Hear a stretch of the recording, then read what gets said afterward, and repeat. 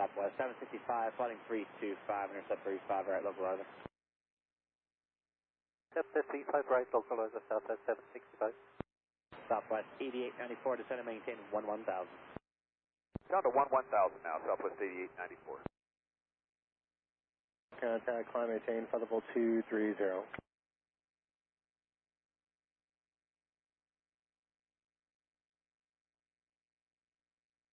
Southwest 765, flighting 325, join the final, cleared, visual approach, runway 35, right, maintain 170 knots for British France.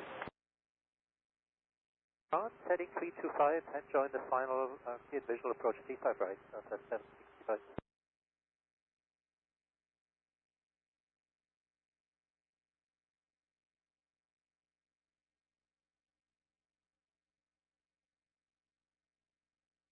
Southwest 8894, flighting 325, intercept runway 35, right, localizer. Intercept 35, right, localizer, Southwest 8894.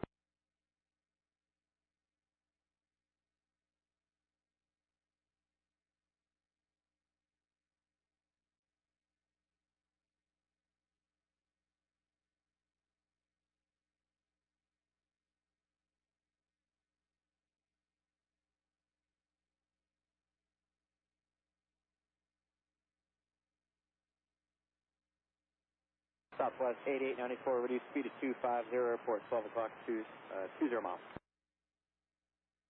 Airport is in sight, Southwest 8894. Southwest 8894, flighting 325 to join, cleared, visual approach, runway 35, right. 325 to join, and cleared the visual approach 35 right, Southwest 8894.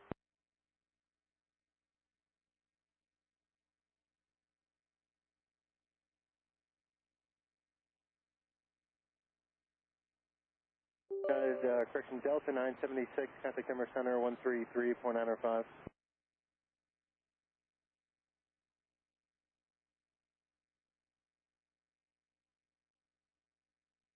Southwest 765, contact tower 135.3, good day.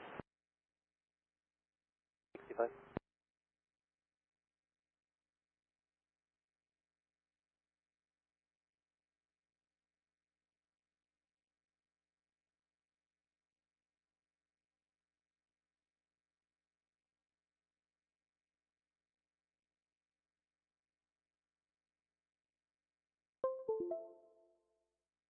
LS 5278, contact Timber Center 133.905.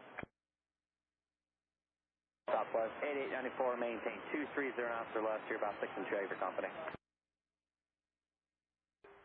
Southwest 8894.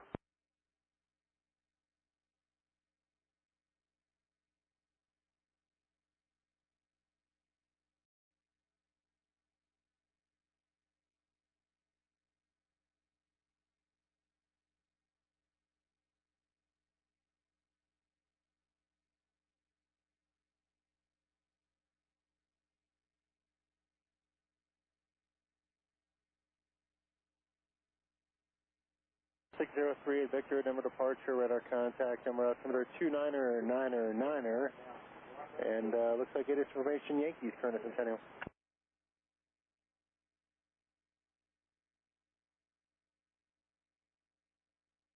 LS 5804, contact number center 133.17.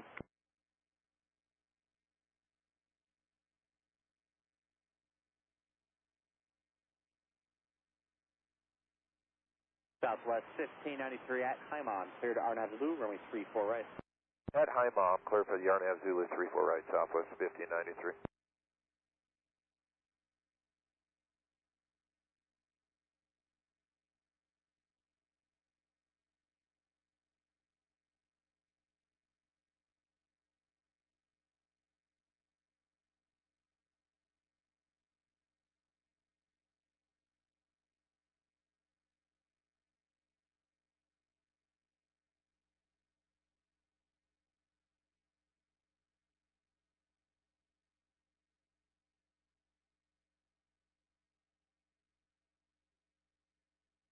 Southwest 8894, contact tower 135.3, good day. All right, 35-3, Southwest 8894. Have a good day.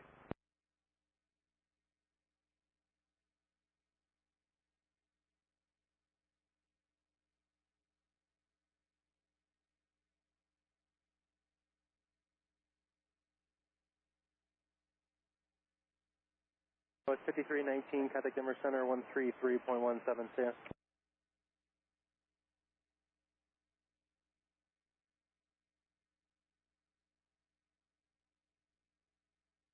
Got 5319, Denver Center 133.17. United 3017, contact Denver Center 133.95. 38 Victor, did you want to start the approach at Asbel or somewhere else? Alright, I'll have a turn for you in shortly. 38 Victor, climb maintain 8000.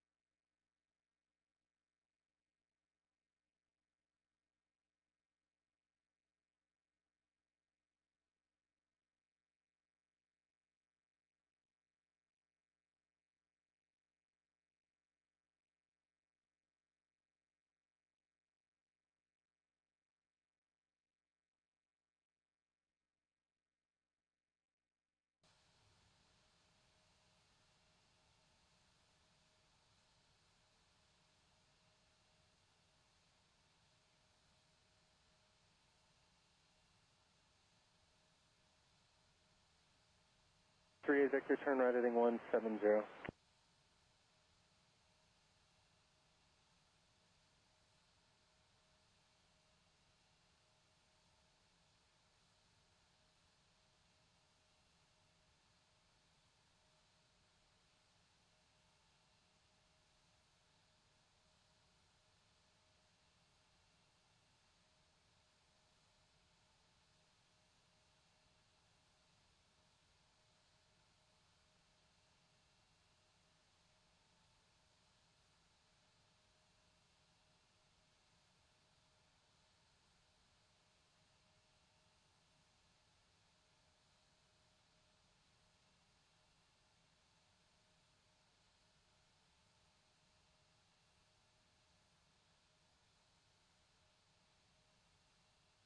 Got 5270, contact Denver Center on 133.17.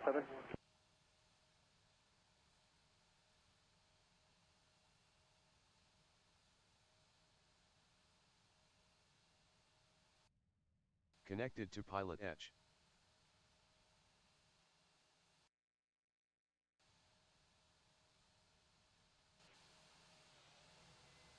Miss that last one, say it again please. 9872 Echo, Denver approach, altimeter 29er, 9er, 9er, stay altitude. Yep.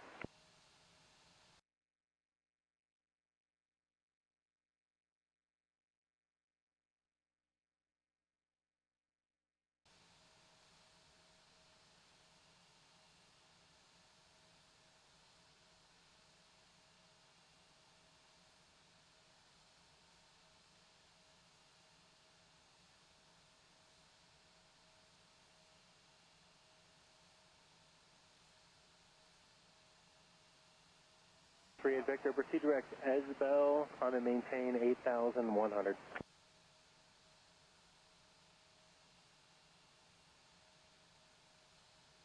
3 Victor, just 8100, 8100 please.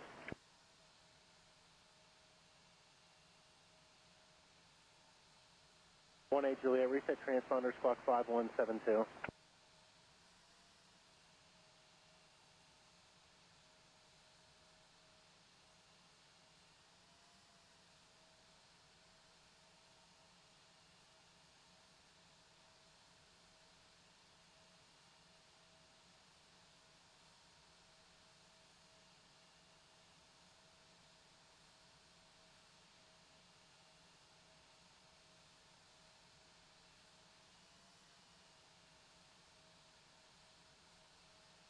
Air Commander 1418 Juliet, reset transponder, squawk 5172. 5172, 1418 Juliet.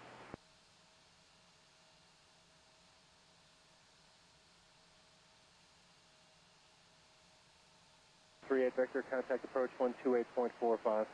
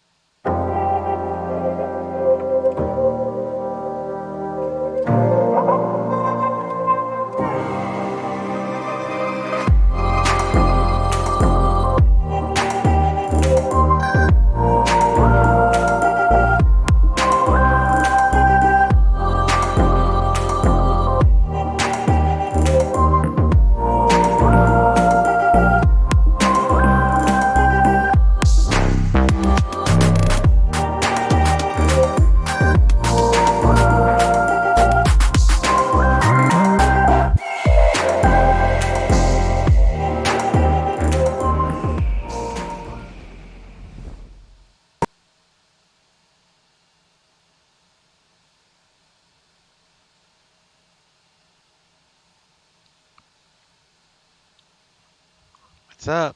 Nick is in the house. What's up, buddy? How's everyone doing today? So, a couple things we're going to do today for this stream. I'm going to cover the shared cockpit for the A320 file folder and the config files here in a little bit. I'm going to try to knock out 2 FS economy jobs. They're both short flights, so you know, usually my sim time is about 2.5 hour tops per sitting, just because physically I can't handle any more than that at one time. So I'm making these 2 flights relatively short. This one's only 60 miles, so I figure with the weather, what it is, clear skies, we're just going to do a VFR flight following from Springs to Denver. We'll get a clearance into the Bravo to land, obviously. And then I'm going to do an IFR in the Eclipse from Denver to Eagle. So that's the idea. And then we'll get going. So, and it's also FS economy on both. So I've got 6 passengers set up for the TBM and 5 passengers for the Eclipse. And when we join or when I load the Eclipse, we'll be changing our call sign as well to a Florida-based private jet company called Florida Jet Services. So we'll be doing a Florida Jet when we get to Denver. Right now we have, that's Traffic Global. Alright, so let's check our, I'm not doing VR for these flights because I want to knock out 2 flights and VR is too difficult. Doesn't go as fast. Alright, maintenance. Let's see if I broke anything last time. Alright, all this is good. Oil quality is straw, so we're good. Everything else is as new. Landing gear, brakes are good. Electronics are good. Battery is good. Actually, yeah, that's the test. Avionics are all in the green. All of our lights are good. Airframe, alright. Maintenance log, I haven't had to do anything for a while. It's like April 22nd, I did a GPU, did an oil change February, so haven't really needed much maintenance, fingers crossed. And Nick says nothing got the sound issue fixed, but as soon as you fix something, something else breaks. Yeah, welcome to the world of simming. I know the feeling. Like once you know what does what, like when you make changes, like I have notes on my flight plans if I need to add or something or have an adjustment in a setting. Like even this, like my field of view I changed for the TBM, so I have that on my checklist to change it. So if you do individual flights that you repeat often, just make notes on your flight plans of what needs to be done in the settings and stuff like that. But yeah, I know it can be a hassle. All right, payload. I've already added the payload for SimBrief. I mean, FS Economy, because FS Economy does everything by 170 pounds. So I did what I could. I added the fuel, so our takeoff, landing is all good there. So go ahead and close that door. Hop back here. Shut this door.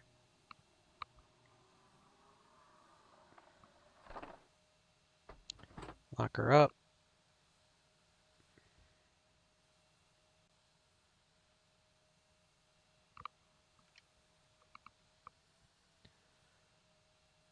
All right. I set up the fuel already. All these switches are down. Fuel cutoff. Park and brake set.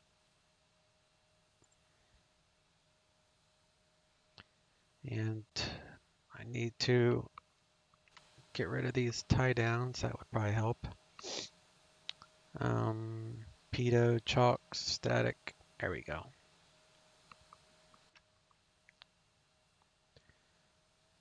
And put that on battery. Wait for these things to light up.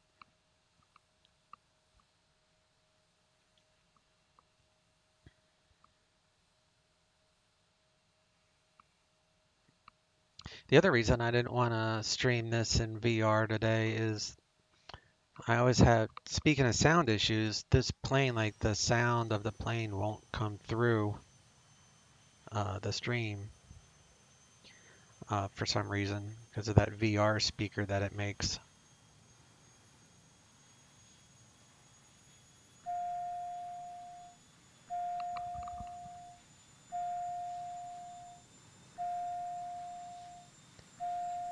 I was just testing to see whether or not the chime was coming through the stream, so I hear it on my laptop, so that's working. So that's the part with the VR. System test. Okay. All right, get that going. Turn on our nav lights.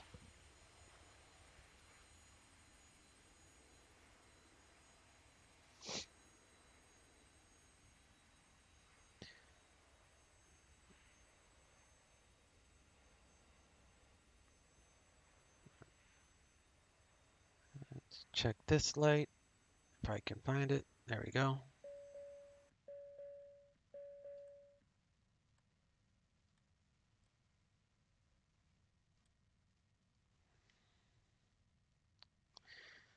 All right, shut this door. Give it a lock. Should have 6 cast messages for a quick view. That's normal to have 6 before you do anything, so I just look for those 6. Battery is at least 24. We got 25, so we're good on the battery. I'm going to go to revisionary because this screen here is done off of the battery. This screen here is done off of like an inverter. So if you should lose generator or inverter, anyway, the engine displays you won't see the engine displays. So for engine start, I like to go to revisionary, so that way I have the engines here in case of a power outage. You can check the engine on start. And then we'll come up here and we'll turn the pulse light on for engine start. Everybody around this will know we're going to light her up. Do aux BP. She got auxiliary boost pump on. Engine start. Anything over 950 ITT will abort. You abort with fuel cutoff. Before you add fuel, you can use the abort on the starter, but not after you add fuel. 900 ITT for 5 seconds is fine, although I've never gotten that high. We're going to want, I believe it's 24, 23 or so NG within 30 seconds, and then 54 within 60. So there's a few things to keep an eye on when we start. So we're going to use the timer. Hit the starter for 2 seconds. At 13 NG, we'll introduce fuel. Low idle for fuel. Keep an eye on the ITT. Coming up to about 23, 24 NG within 30 seconds. We're good there. ITT looks like it's not going to hit 800, so that's fine. At about 43 NG, we'll get another spike in ITT because a second jet fuel kicks in. There we go. Generator, and the starter should kick off, which it did.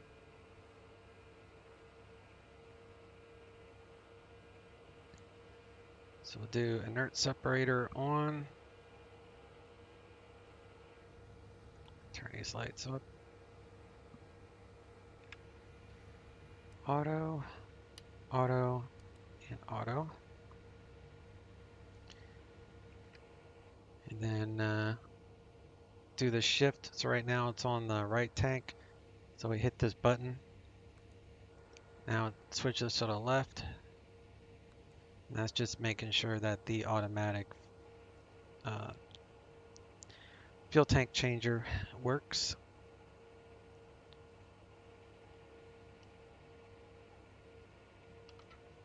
All right, we're gonna move it to flight idle.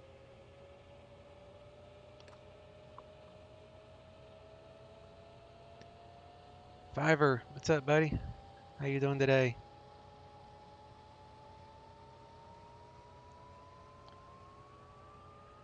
Flying your new favorite plane. Yes, I think this is the one you said you got, right? Or am I thinking of someone else?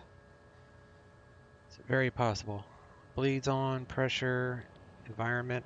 You can check the environment here. You go to ECS info. Cabin temperature is 52 Celsius. So it's pretty, we're gonna warm that up.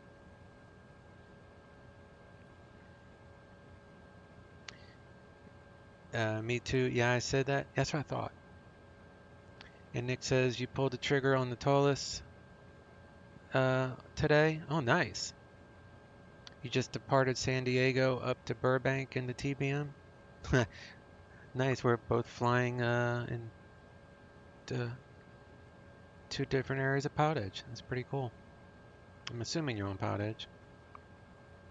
And what are you talking about, Nick? Did you get the 321, I think? The Taurus 321 or the 19? I can't remember.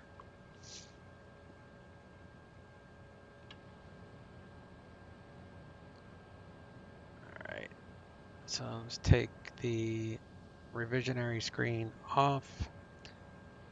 Go to map, next rad, systems, electric. Right now we're running off the battery. We need to go to main gen.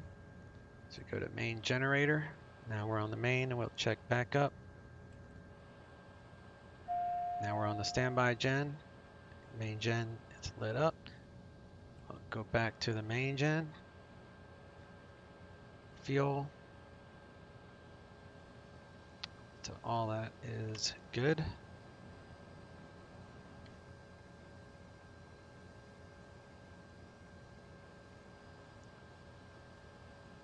$28. All right.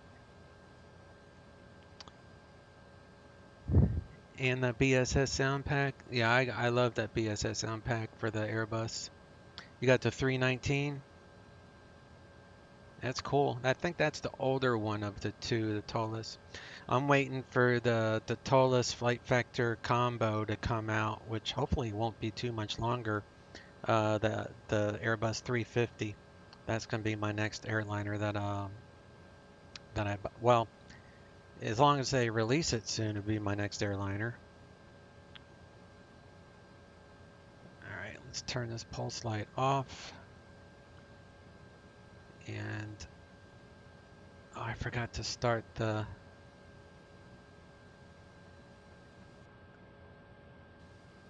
okay, we're good. Almost forgot to start up as economy. It worked though. As long as you have the park and brake on, you can start it.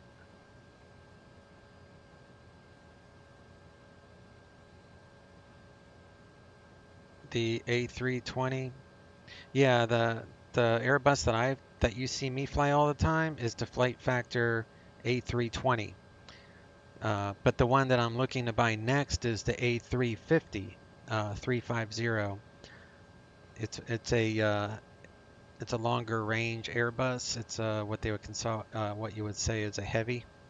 It's got two aisles, and it's got a much bigger cockpit with all sorts of iPads and stuff. But they've been working on like an update on it for a while as a joint venture between Taurus and Flight Factor. So I'm really looking forward to that release. All right, oxygen coming on. And I already checked all the systems. Okay.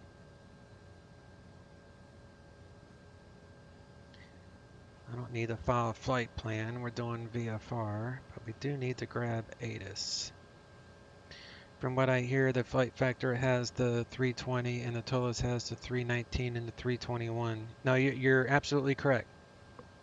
What I'm saying is the A350. Here, I'll type it here. The A350 is a joint venture.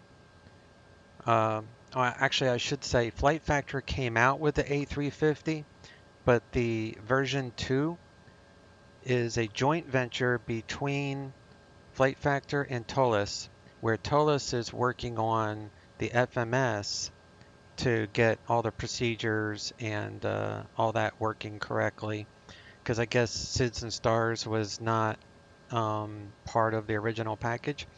So once they release that next version, it's going to be an awesome airplane because those two top developers are working on it together. That I think that's where the confusion is. So you're right, the 319 to 321 made by TOLUS, and the 320 is made by Flight Factor, and then there's another developer that makes another 320, but I don't have that person's stuff. And George, what's up, buddy? How you doing? I'm gonna get to that shared cockpit file system here in a little bit. What is ATIS here? It's 125, I think. 125.0. Pop that over. Heading, altitude, and if flight following is requested. Read back all runway assignments and hold short instructions. Advise on initial contact that you have information Kilo. City of Colorado Springs Municipal Airport, ATIS information Kilo. 1754 Zulu. Wind 160 at 6. Visibility 10. 25,000 scattered. Temperature 21. Dew point 8. Altimeter 3008. Arriving and departing runways 13, 17 left, 17 right. Visual approaches in use. Simultaneous approaches to parallel runways in use. VFR departures contact clearance delivery, advise on course heading, altitude, and if flight following is requested. Read back all runway assignments and hold short instructions. Advise on initial contact that you have information Kilo. Alright, we're current with Kilo. We're at 6187. 6187 MSL airport. Let's find, what do we got here? Ground, 121.7. 121.7.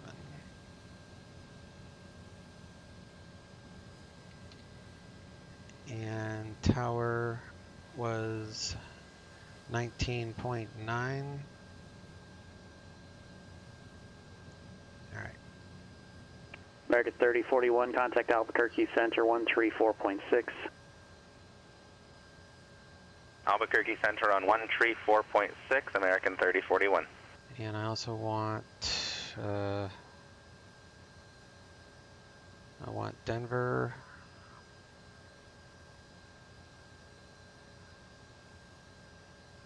Denver's airport. And reference, I want the airspace.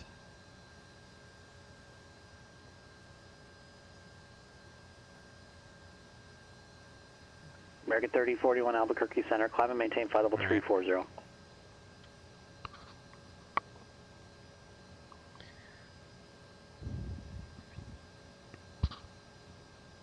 And, what? What is auto mod?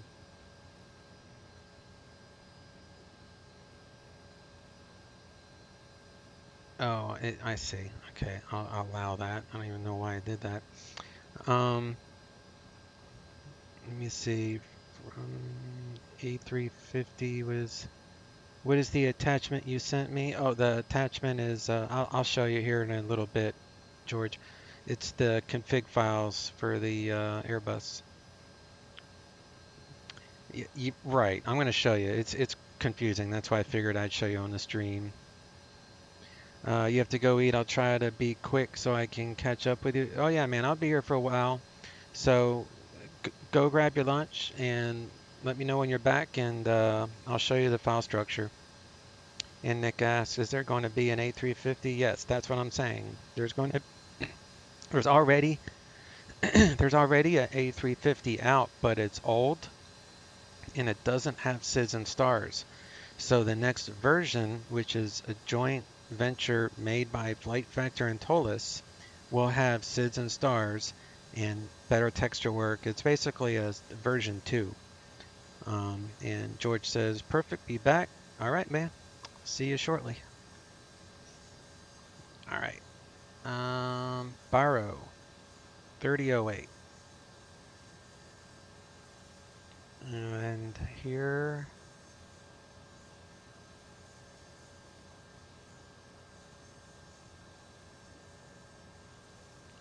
elevation 6187. So that's within 75. We are facing 350. 350. There's a CRJ taxiing.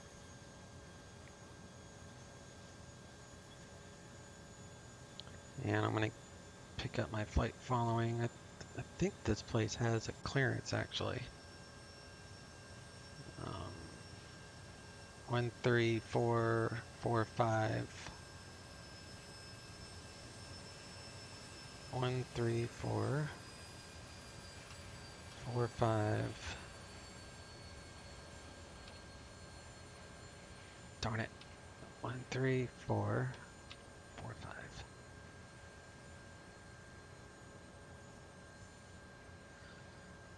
Okay, and we are at Cutter.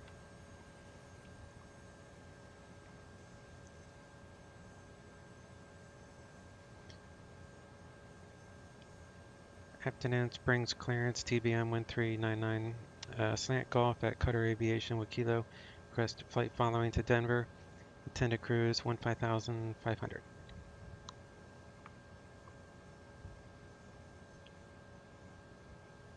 TBM 139er, Springs clearance. Departure frequency 124.0, squawk 1401. Departure 124.0, squawk 1401, TBM 1399.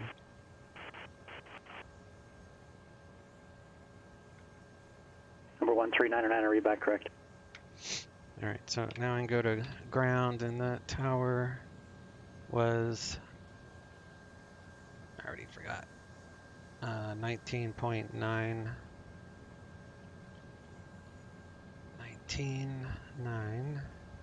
Number 0, Echo Uniform, no traffic observed between you and the airport. Report cancellation of IFR or missed approach airborne on this frequency or on the ground within 5 minutes of landing. 122.2. Change to the advisory frequency is approved. We're going to do a flight plan, menu. Roger, got the side electric cancel IFR at this time, 70 Echo Uniform. Number 0, Echo Uniform, thanks. IFR cancellation received. Radar service is terminated. Squawk and maintain VFR. Frequency change approved. See ya. Denver. Roger, thank you. Frequency change approved. See ya. 70 Echo. Do a procedure and approach. Southwest 228, descend via the Windsor 2 arrival. Oakland altimeter 2994. I think. I'm not going to do an actual ILS, but use it for situation awareness to know where the runway is. It helps.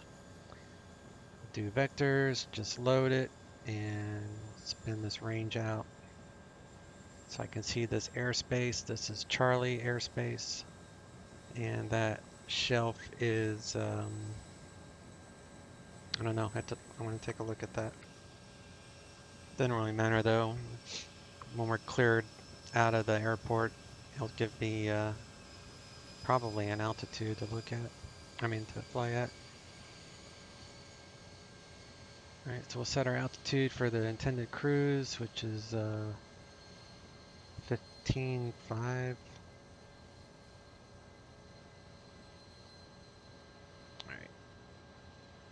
15.5. Heading, vertical speed, 2,000 feet per minute. And we're probably going to take off here on 17 right. And that runway heading is 172. Too far. 172. Alright, so that's set. Denver's altitude is 54, so that's correct. So the airplane does all the pressurization once you enter in the flight plan.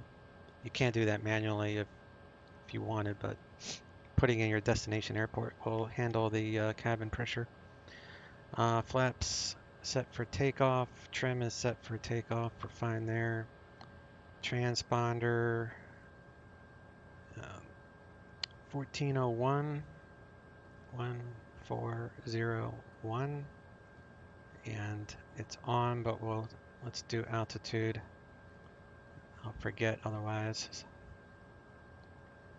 CAS messages, we're just inside the Charlie, that's okay. And those are all normal. Cabin temperature should have cooled off by now. Yep, we're at 23 Celsius. So let's turn that down a little bit.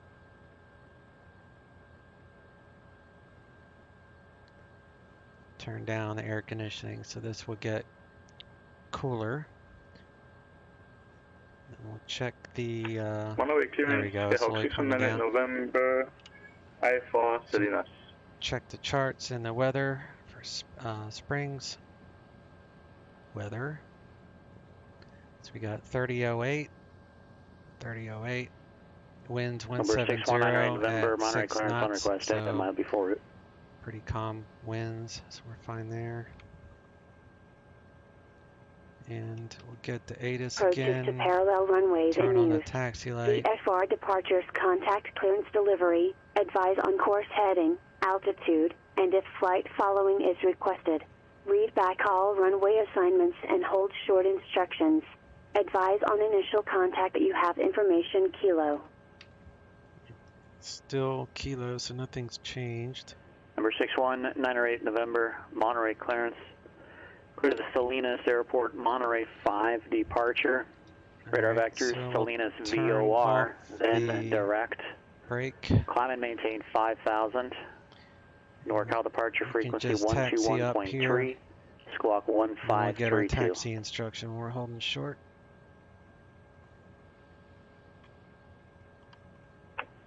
November is cleared to Salinas Airport via Monterey 5 departure, then vectors to Salinas VOR, then direct, climb maintain 5,000, NorCal at 121.3, squawk 1532. Number 61908 November, read back correct.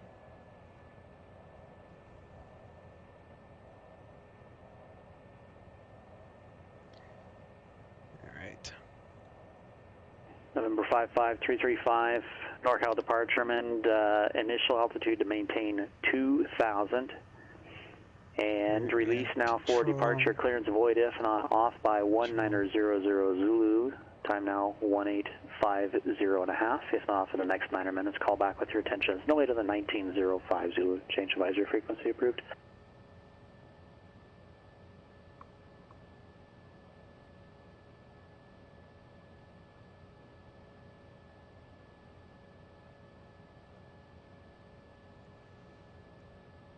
Springs ground, TBM 1399 at Cutter with Kilo, rated taxi.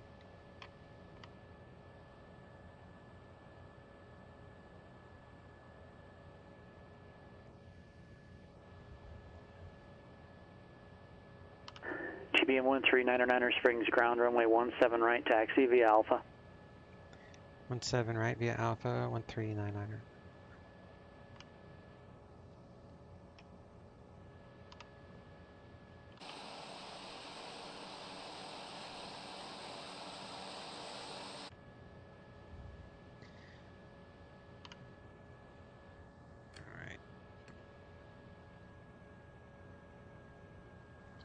Up here, go left on Alpha. I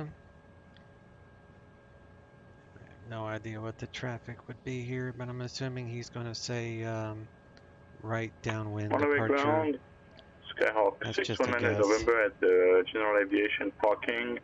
I would like taxi to runway for IFR departure. Number 6198 November, Monterey ground. There's a lot of general aviation parking. As a matter of fact, 3 different ramps. So I'll need you to be a bit more specific on your position. Advise you have the ATIS.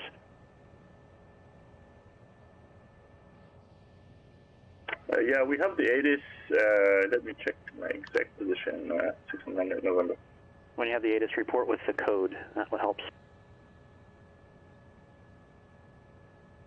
We have a Yankee 619 November. Thanks. Thank you. All right, let's do a feather test. So on our way up here, we'll slow down and then we'll do a feather test because we have to put this in flight idle first. There we go. Wait for the RPM to settle. Drag it over. Okay. You're supposed to do that twice, but I only do them once. Slowly gonna come back. Monterey ground 619 November. Information Yankee is just west of the terminal, close to Alpine Gulf. We'd like taxi to runway for IFR release.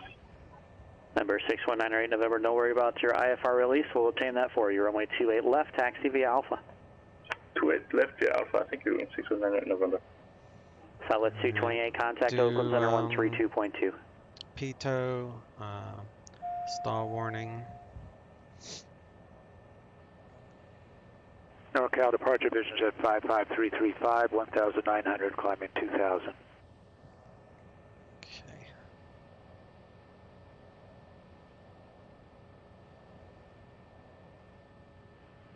Southwest 228, NorCal, or correction, Oakland Center, thank you. Oakland altimeter 29904. Pulse light, strobes on. Number 55335, NorCal departure radar contact, 14 north of Woodside, climb and maintain 3,000, San Francisco altimeter 29904. Up to 3,000, 2994, 335. Trim for takeoff. Inert separator is fine. No alerts other than the airspace. Rotate at about 90. Switch to tower. Departure is Springs. And November 55335, turn right, heading 320, climb and maintain 5,000. Expect vectors Rebus, Romeo Echo, Bravo, Alpha Sierra. 335 right, is that 320 and up to 5,000? You got it, affirmative. Right turn heading 320, climb and maintain 5,000. 320, 5,000, 335. Springs Tower, TBM 1399, hold short, 17 right. TBM 1399er, Springs Tower, fly runway heading, runway 17 right, cleared for takeoff. Runway heading, 17 right, cleared for takeoff, TBM 1399.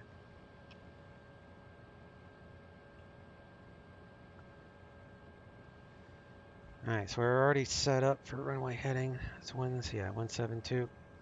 Clear left. Vision Jet 335. When you're able, proceed direct to Rebus. That's Romeo Echo Bravo Alpha Sierra. Clear direct to Manos or Rebus. And then resume on navigation. Climb and maintain 8,000. Direct Rebus up to 8,000 on navigation 335. Alright, we'll bring the RPM, prop RPM up to 1900 or so. There we go. Our prop RPM is in the green, so we'll slowly add in torque. Gotta do it slowly, otherwise you can jump up to 100% real quick. Winds are light, 80 knots. Rotate. Positive right. Gear coming out. Up, rather. Flaps out.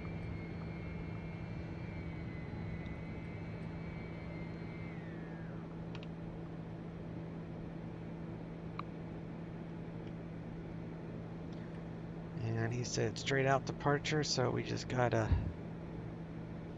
keep going straight. Runway heading.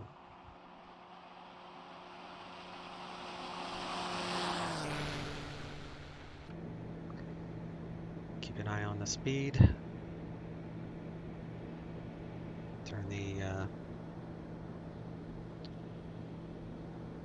separator off. Radar contact, verify altitude. Leaving 7,700 for 1399. Number 1399, roger, turn left heading 080, contact departure. Left turn 080 over to departure, TBM 1399, see ya. 080.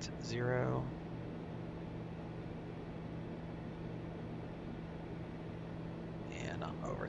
Vision Jet 335, climb and maintain flight level 190. Up to 190, 335. 124.0.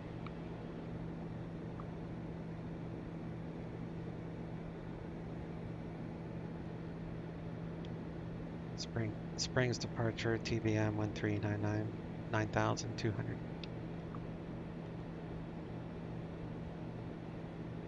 Gear is... November 1399 Springs departure, altimeter is 3008, resume on navigation and maintain VFR. 3008, resume on navigation and VFR 1399. So we're going to go left.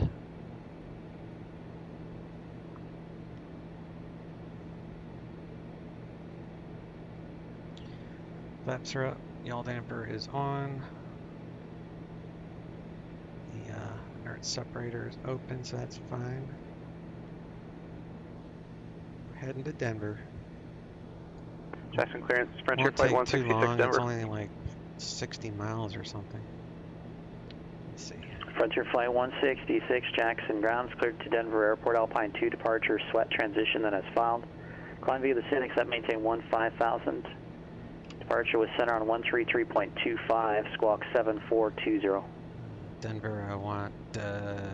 Okay, we're cleared Alpine 2 departure, or sorry, cleared to Denver, Alpine 2 departure, sweat, then as filed. Climb via the said, maintain 15,000, 133.25, 7420 for Frontier Flight 166. Frontier Flight 166, read back correct. Turn off the taxi light, turn off the pulse light.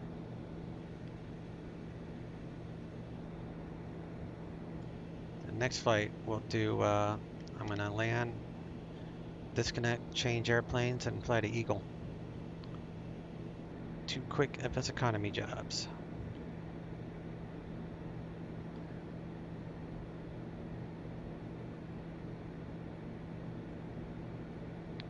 And let me get up this, let me see, it's 130, let's do flight level change for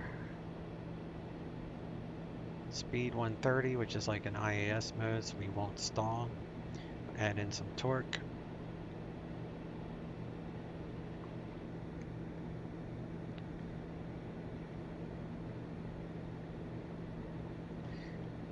And then ILS, let me see, I can get rid of that. We'll keep, what is that outside ring? 12,000. American 3041, contact Albuquerque Center 134.32, see ya.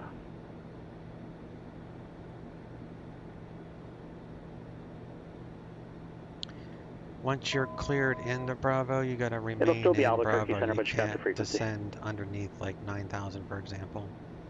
So we're gonna need that. So that's 9,000 shelf up here.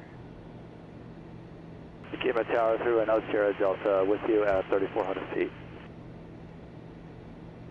Calling Yakima Tower, I have no clue from where and what your intentions headphones.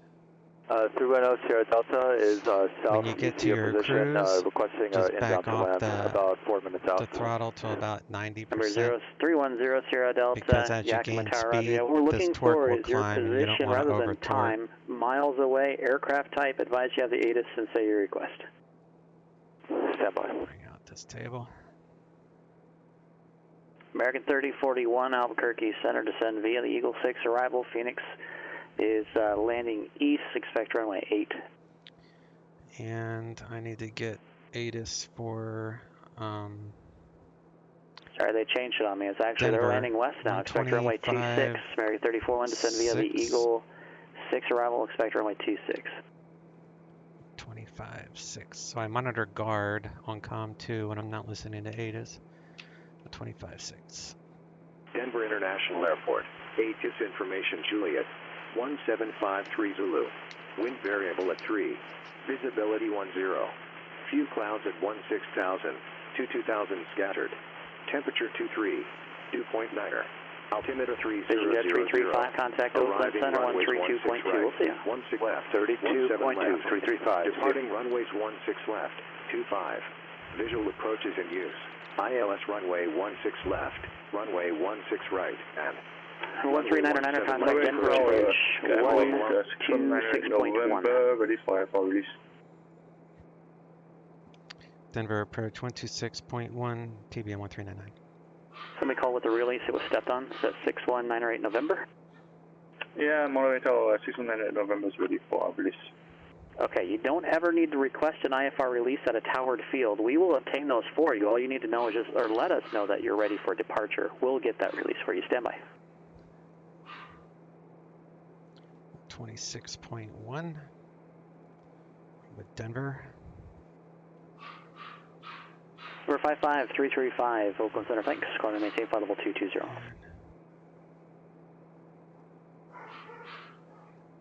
So I think the wife just got home and dogs are going crazy. Number 6198 November, Monterey Tower, runway 28 left, cleared for takeoff, wind 230 at 7. Says I'm back. How do you manage to change the aircraft number? Wow, that is nice. Oh, here, I'll show you here in a moment. Wait for these dogs to quit barking.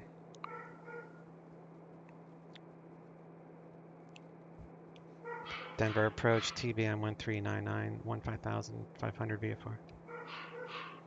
TBM 1399 Denver approach, roger. Are you landing Denver? Affirm, current Juliet, request Bravo clearance for 17 left visual, 1399. Number 139er, roger, I have your request. Expect runway 17 left, left downwind. And roger, 1399. I wouldn't expect a Bravo clearance from where you're coming, just as a heads up. I would actually, requests are just perfectly fine, but plan on not getting that request, especially in these busier areas, just because they're really reserved for the IFR arrivals and departures. So I would recommend starting your descent. Okay, I understand. TBM 1399. All right, so 8,000.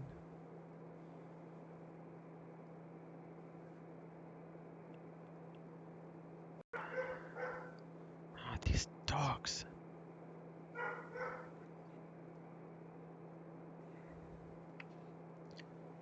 right, she finally walked in the house, so they'll stop barking now.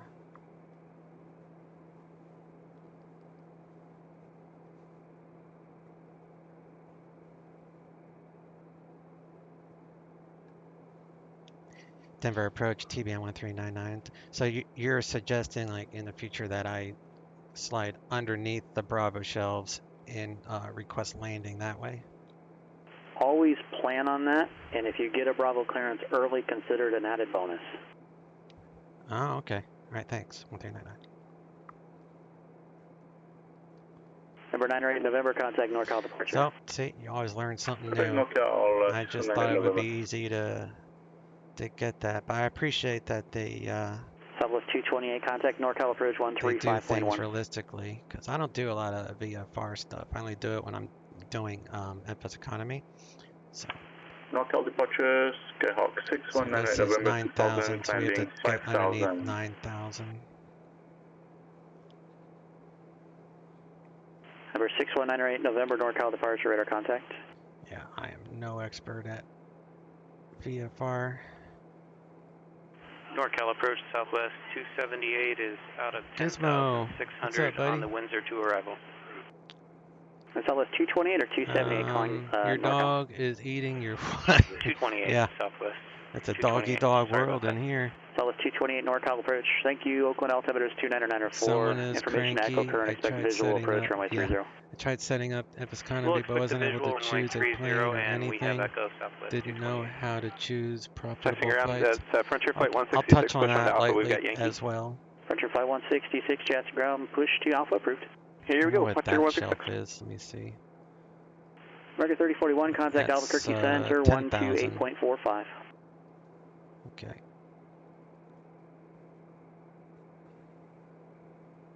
Number 9 or 8, November, turn right, heading 060. Advise with the weather for Salinas. Say request.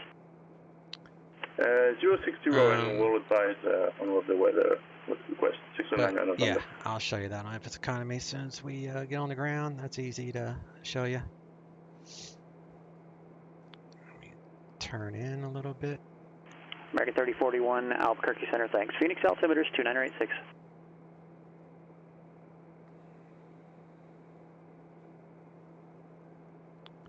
And since we're getting low, I'm going to turn these lights back on because it's easier to be seen because they have that wig-wag. Nighttime I wouldn't do it, but during the day, because other pilots on PilotEdge can actually see my wig-wag lights on.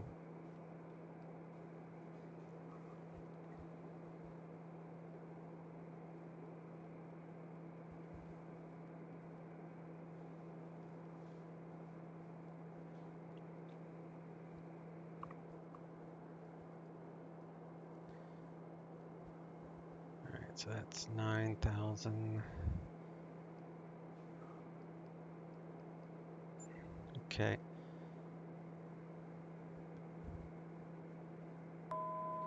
And then when you're under a Bravo shelf, if I remember correctly, you got to be under 200 knots indicated when you're under a Bravo.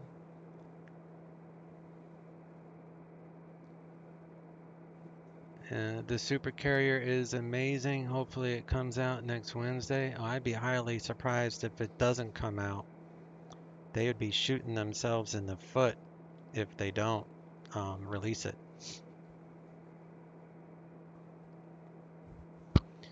They would be shooting themselves in the foot. TBM 1399 Denver Bravo airspace. Maintain VFR at 8,000 and direct Denver. Report the airport inside. Clear into the Bravo airspace, maintain 8,000, direct to Denver, and I'll report field and site TBM 1399. All right, well that's easy. All right, so we are going into Denver now. So that would be, let me see, Denver. So do activate, direct to.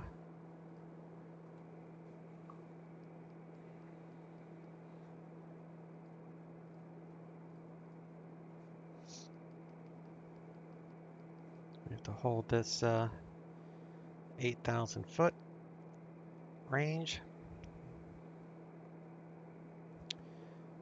Let me see what I missed here on the chat.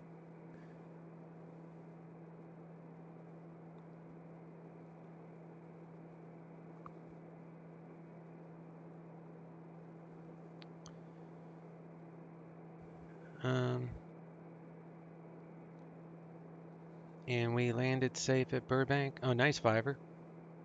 Did you do FS Economy also? NorCal approach. I don't think so, Gizmo. Yeah, it would be a disaster if they don't release it because they promised to release the supercarrier for over 2 months. Like last 2 months, they said it's going to release this month. Number 9 November standby.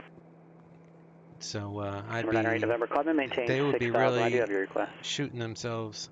Climb maintain 6,000, 619 November. And George says, our road command says, since I fly 172s, I wouldn't be able to tell you about the speeds. Oh, yeah. Yeah, you wouldn't be able to get to 200 in a 172. 5,000 initially.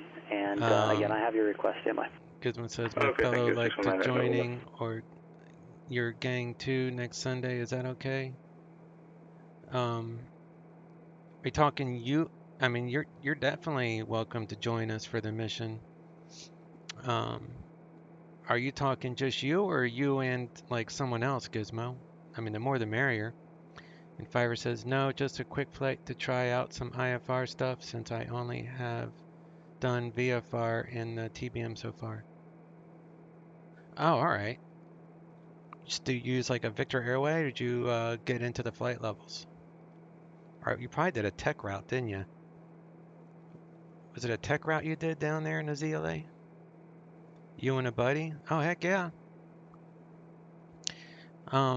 Send me a PM or something with what plane does he want to fly, Gizmo? Does he want to fly the Hornet also? So does he have the supercarrier? Because for all of us to take off from the supercarrier, we all have to have Cessna 9 right, November, turn right, heading 120 vector to ILS, runway 31 approach. If anyone else in the stream wants to fly on DCS supercarrier mission, just shoot me a whisper, and I'll get you the information. We fly a mission like once a month on DCS. Me and a buddy, we build the missions. They're just easy, light missions. It's just for fun, nothing too difficult.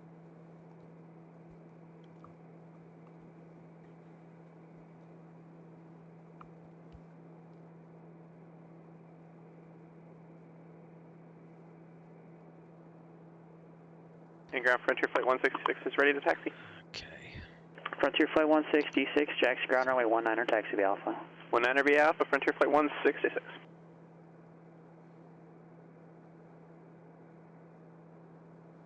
One 7 left.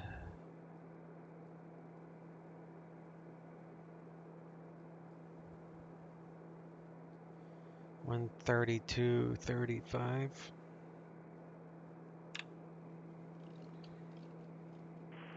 South 228, fly heading 120 vectors, visual approach runway 30. Contact NorCal approach 135.65. I wish this plane had an auto throttle. Turn right, turn to 120 and contact approach 135.95, Southwest 228.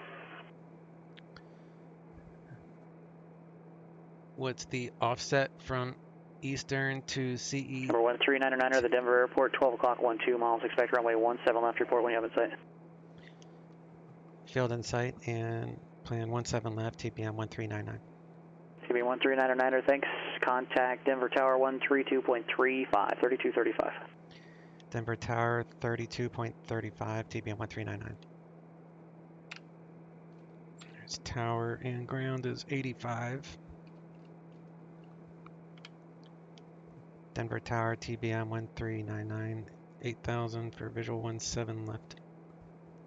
TBM 1399er, Denver Tower, afternoon. Head straight over the top of Front Range Airport, maintain 8000 until north of the Front Range Airport, enter left downwind, then for runway 17 left. Maintain 8000 until the front range of the airport, then left downwind for 17 left, TBM 1399. And November 1399, the Front Range Airport is about 1 o'clock and 5 miles. Just proceed directly over the top of Front Range, enter left downwind, runway 17 left, maintain 8000 until north of the Front Range Airport. Maintain 8000 until the Front Range Airport, 1399. NorCal approach, Southwest 228. Can you give me that frequency again? I must have gotten it wrong. South 228 NorCal on 135.65. This is why I don't like doing this stuff in 135.65, Southwest 228. Let me see if that's front range. NorCal approach, Southwest 228 at 5,000, heading 120. Southwest 228 NorCal approach, roger. Oakland altimeter is 29906, descend and maintain 4,000. Descend and maintain 4,000 and Oakland altimeter 29906, Southwest 228.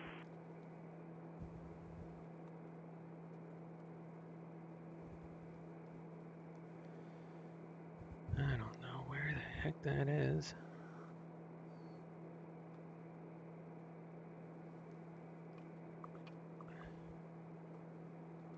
And Jackson Tower, good morning. Frontier Flight 166, so be ready reaching at 19.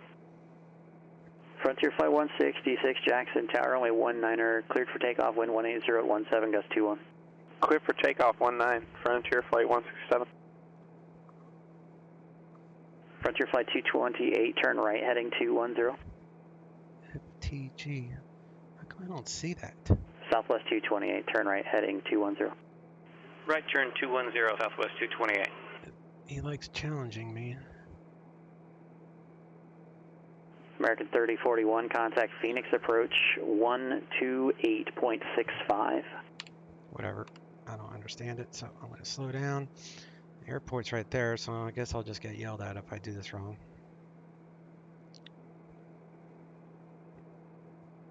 TBM9 runway 17 left, clear to land. 17 left, clear to land. Did I fly over the right area, 1399? Yep. Cool. Phoenix approach, that was an educated guess. 3041 is FTG, I figured that was front 16,700, range. I depending don't on know, the that Eagle was 6 just a guess. with information Foxtrot. That's where it helps American to know your 3041, runways. Phoenix approach, thanks for Foxtrot, expect ILS runway 26 approach. We'll expect the ILS 26, American 3041. Southwest 228. NorCal approach, Air 70 Echo right, uniform. We're 20 miles descend to maintain 3000. You were stepped on, but I think you said right turn 270 and down to 3000, Southwest 228. Southwest 228, your reback was stepped on as well, flighting 270, descend to maintain 3000. 270 and down to 3000, Southwest 228. November 9er 8, right. November, turn right, heading Gear 140. 140, 9 right, November.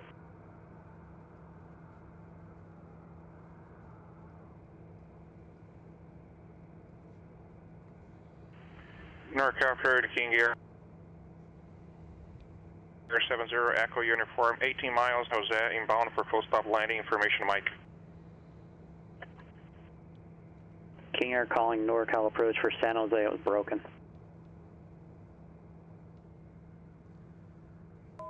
King Air 70 uniform, Laps 1. 17 to the northwest, 3,000 feet.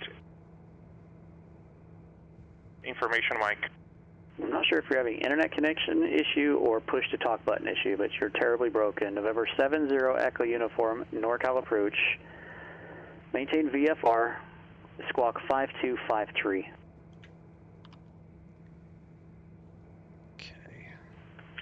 Yeah, we gotta have a radar problem.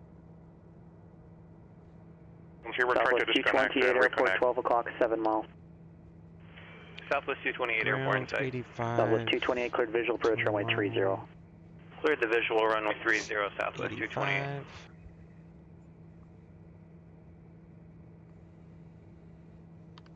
Frontier Flight 166, contact Salt Lake Center. Over to the center, Frontier 166, every day. Totally Southwest 228, contact Oakland Tower 127.2. Going to Tower 127.2 now, Southwest 228. Turning final. Oakland Tower, Southwest 228, visual runway 30. Southwest 228, Oakland Tower, wind 250 at 12, runway 30, cleared to land. Runway 30, cleared to land, Southwest 228. Frontier Flight 166, Salt Lake Center, verify squawk 7420, ident, say altitude.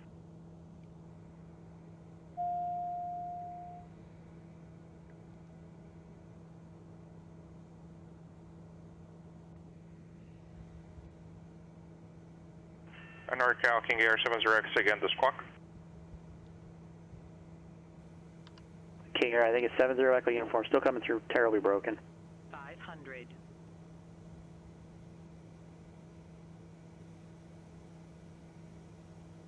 Frontier Flight 166, I'm observing a VFR aircraft squawking ident. I'll assume that's you. Verify squawk 7420, yeah, that was totally luck 7420. for me to fly over that right place. I had no idea where I was going. Marcus was just in a mood to challenge me today. No, let's try a different code, stand by. Frontier Flight 166, squawk 3556, 3556.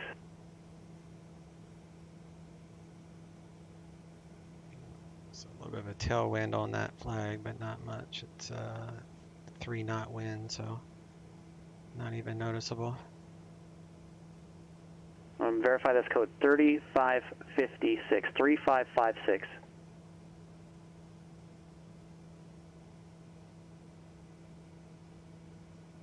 Never land this thing. Frontier Flight 166, thank you. Radar contact 15 south, Jackson Hole VOR. Altitude is now indicating 12,000. Climb and maintain, flight level 230.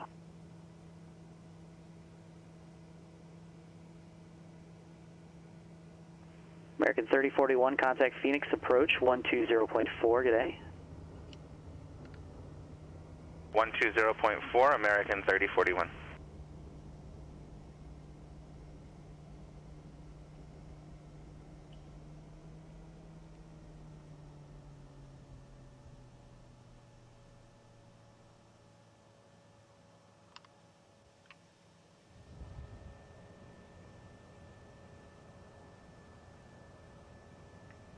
All right.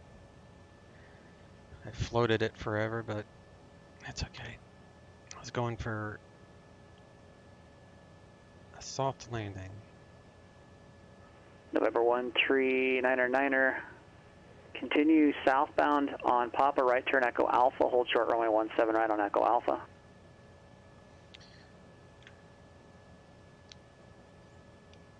Continue south, then right on Echo Alpha, hold short 17 right at Echo Alpha, TBM9.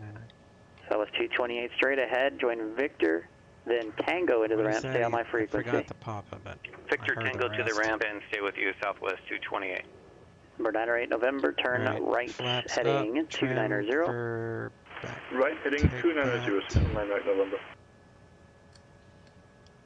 Approach, good afternoon, American 3041 is currently level at 8,100, descending on the Eagle 6. American 3041, Phoenix approach. Jackal cleared the ILS runway 26 approach, Phoenix altimeter 2986. All right, let me see. And Hampus Merlin says it sounds like a lot of fun.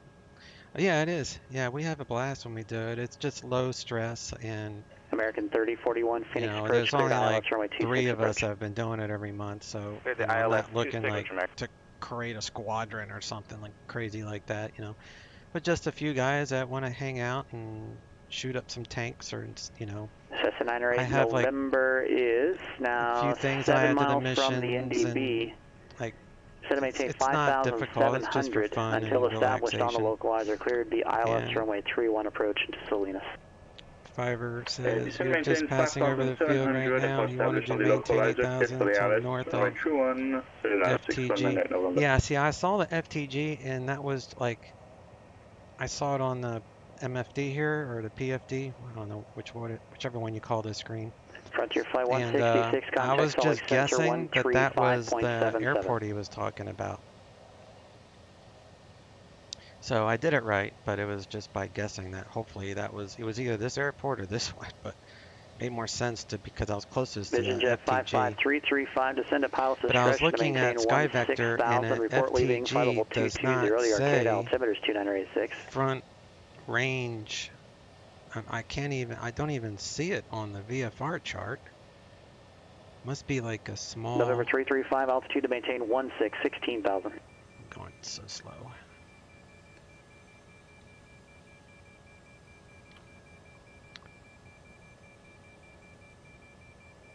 Frontier Flight 166, Salt Lake Center, climb and maintain flight level 350.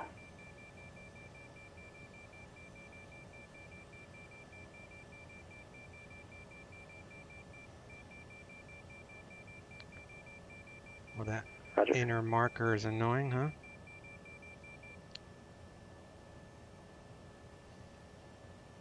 And then left downwind for the runway. Yep. Plenty of runway, yeah. Alright, as soon as I park, I'll show you the shared cockpit files, where they go. And then I'll show you the FS economy, like real quick way to find the jobs per the aircraft that you want to use. And then you have to assign aliases. And first thing you want to make sure is in your plugin admin that it's showing up, or at least that it's showing up here when you open up X Economy that you're getting this.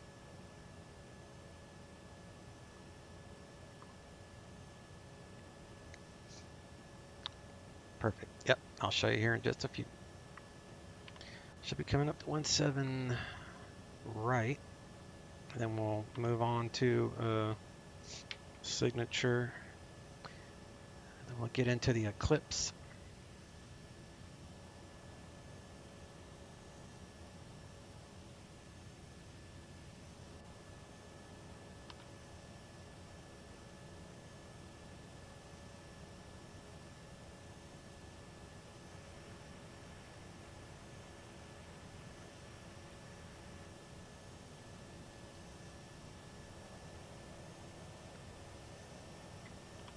San Francisco Air Boss, good afternoon. American 1123, IFR Lindbergh. American 1123, San Francisco, clearance afternoon. Clear to San Diego Lindbergh Airport, offshore 2 departure, Mickey, then as filed. Climb via the SID, accept maintain 10,000. NorCal 135.1, squawk 3405. All right, we're going to Lindbergh, offshore 2, Mickey, then as filed. Climb via SID, stop at 10,000, departure 1351, 3405 on the squawk, American 1123. American 1123, right back, correct. Cessna 908, November, no traffic observed between you and Salinas. Report cancellation of IFR or missed approach airborne on this frequency or cancel on the ground within 5 minutes of landing on 122.2. Change to the advisory frequency approved. Cancel IFR, 619 November. 908, November, IFR cancellation, receive squawk and maintain VFR. Change advisory frequency approved. We'll see ya. Squawk VFR secure, thank you. 619 November. Denver Tower, TBM 1399, hold short, 17 right at Echo Alpha. 1399er, cross runway 17 right on Echo Alpha, right turn Mike into the ramp, monitor ground, we'll see ya. Cross 17 right at Echo Alpha, right turn on Mike, monitor ground, 1399.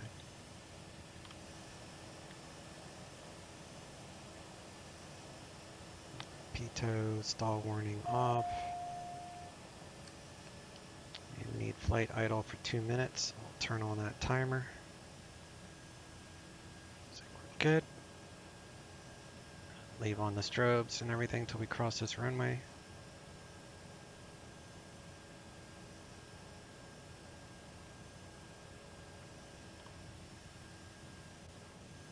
Okay.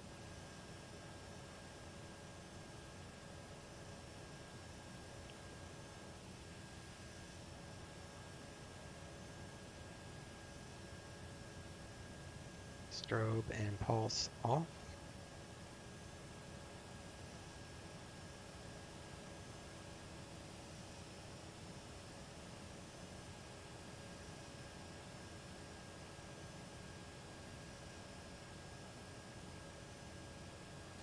American 3041, contact Phoenix Tower 118.7.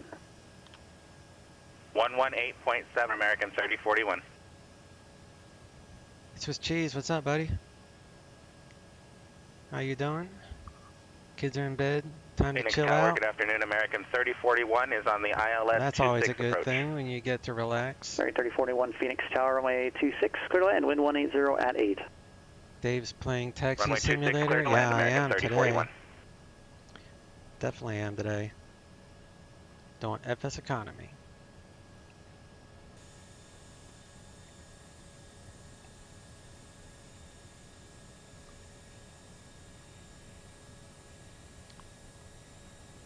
Now I'm going to show FS Economy how to find the jobs, shared cockpit, and then we'll jump in the Eclipse and we'll fly to Eagle real quick. PilotEdge is actually having an event this evening, so I'm planning to take part in that. I think this is signature. Yeah, it is. I think PilotEdge is having an event out of Phoenix area this evening, so the Western Expansion Pack. So there's going to be a lot of traffic flying in and out of the Phoenix area. I think they're staffing a few airports.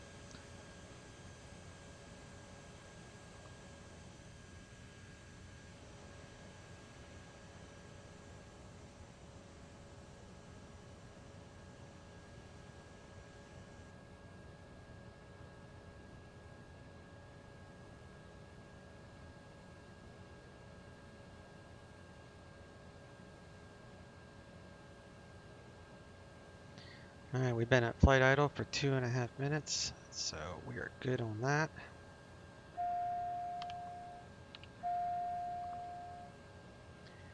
Turn off the taxi light. All the icing is off. Let me hide that. Turn off the environment, pressure, and bleeds.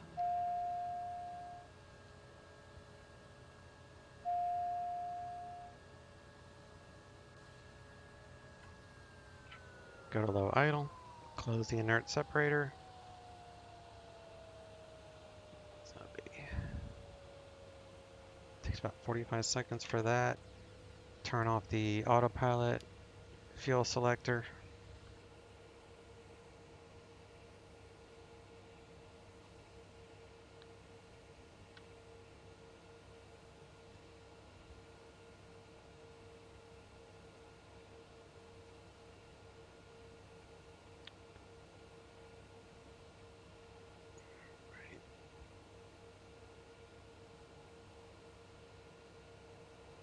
And this flight on Project Fly.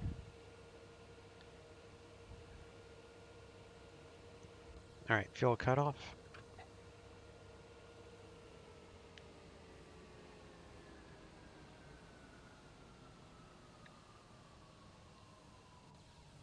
The aux BP will turn that off.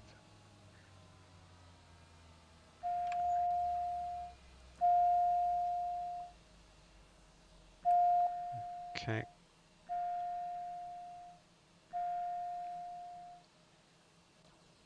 It's off.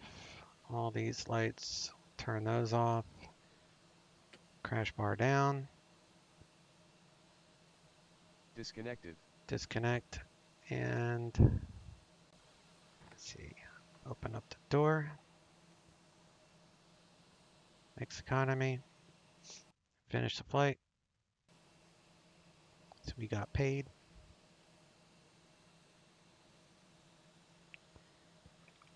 And I need to add in these. Let's close that door. Put all the covers on.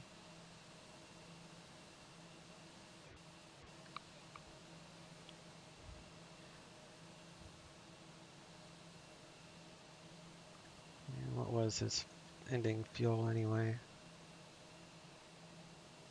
103 gallons.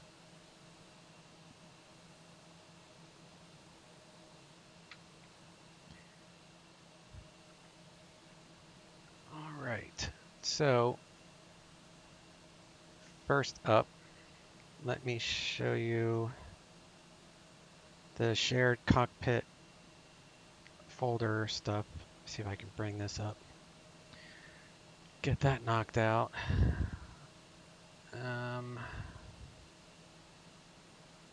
Bringing up the website first.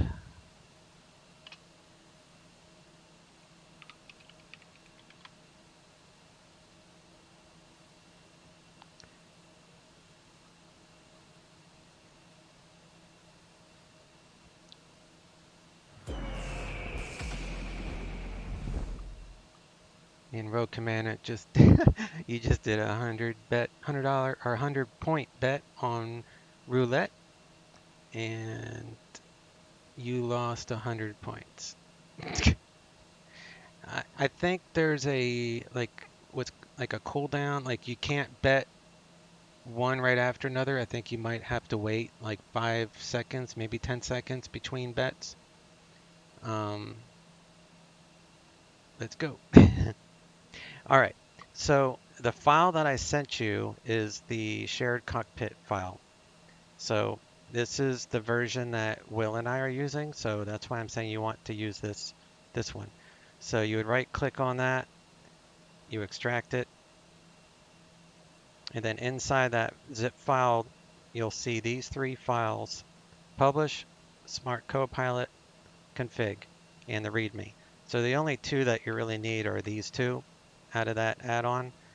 So then when you come to your fresh version of X-Plane, which is just a virgin copy, like you'll see my custom machinery is just bare bones, just whatever comes with X-Plane.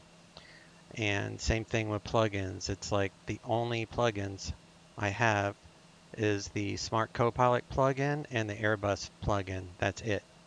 So you make a second Airbus, and then when you go into the aircraft, you go into the aircraft, and then you'll see the config file within the root folder of the aircraft. So this file here, Smart Copilot config, just drop it into the Flight Factor Airbus A320. Just drop it in, and then this publish text file, you go into the Airbus data folder, and that's where that file is. So the publish goes into the data folder. The Smart Copilot config goes in the root folder, and then you download the Smart Copilot from Sky for Crew, and I believe I am using version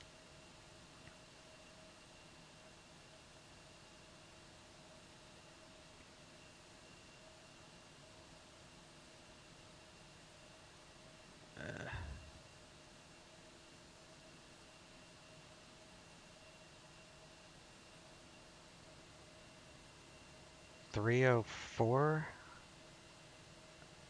Yeah, we're using 304. So download 304 because everything has to match. So that might work, but we're using 304 right now. And then if we need to upgrade, it's just easy enough to do. So this is totally separate than the other one. So if that makes sense.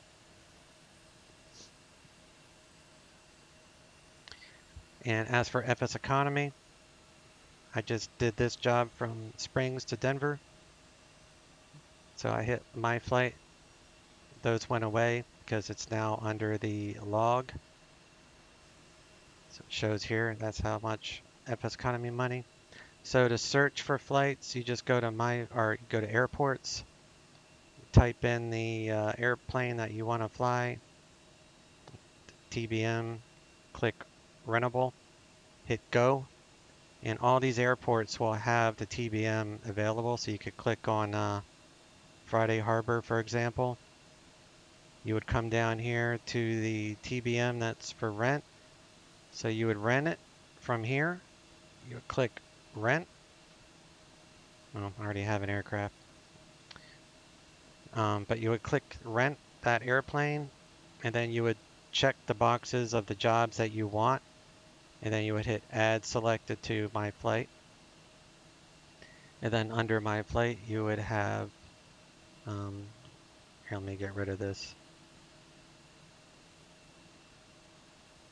So like I need to grab my airplane for this Denver trip. So we're going to use the Eclipse 550. This is one that I lease. So now we've got the airplane, the Eclipse. And then, so we're ready to fly, except I need to add fuel. And I think the fuel for this is about 190. That's what I need. So we're going to put 190 gallons in here. I'm going to go with the cheapest fuel because it's my leased airplane, so signature flight.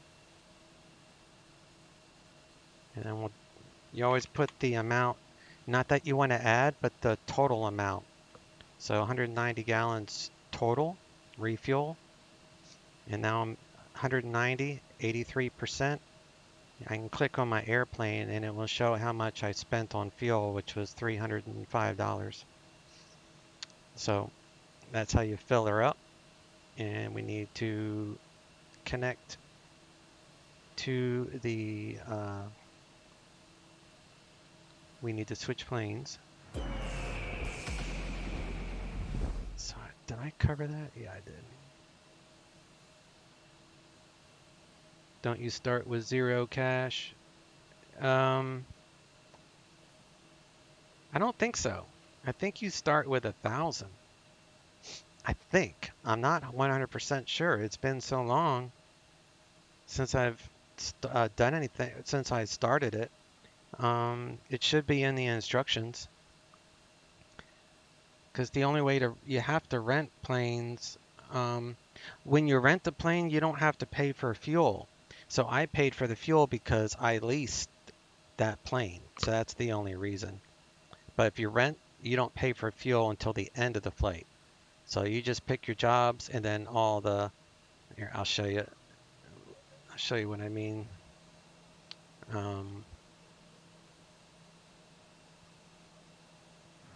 So let's say, let me come up this log. And like this was a rental, so I didn't actually pay for the fuel until the end. So the fuel cost was $155. So I paid it at the end of the flight. So I only chose the plane to rent, and then all these fees come out, the ground fee, the booking fee, because it's anything over 5 jobs is a booking fee. And a job is this. There's 1 passenger for this job, so I need 5 passengers, but some jobs could have, you can have 5 passengers for 1 job, but they don't yield as much money typically, so. All right, let's figure out this flights, Denver.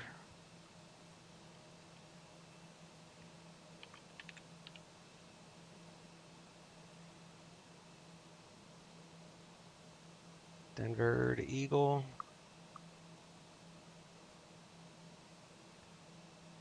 It's not the foot. It is not the foot, it's the Zimmer. The Zimmer. Zimmer 1. I don't need that.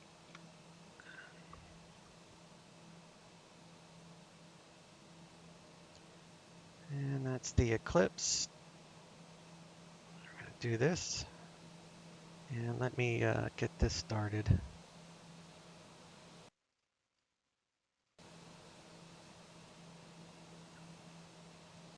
So I'm going to fly the, where is it? The Eclipse.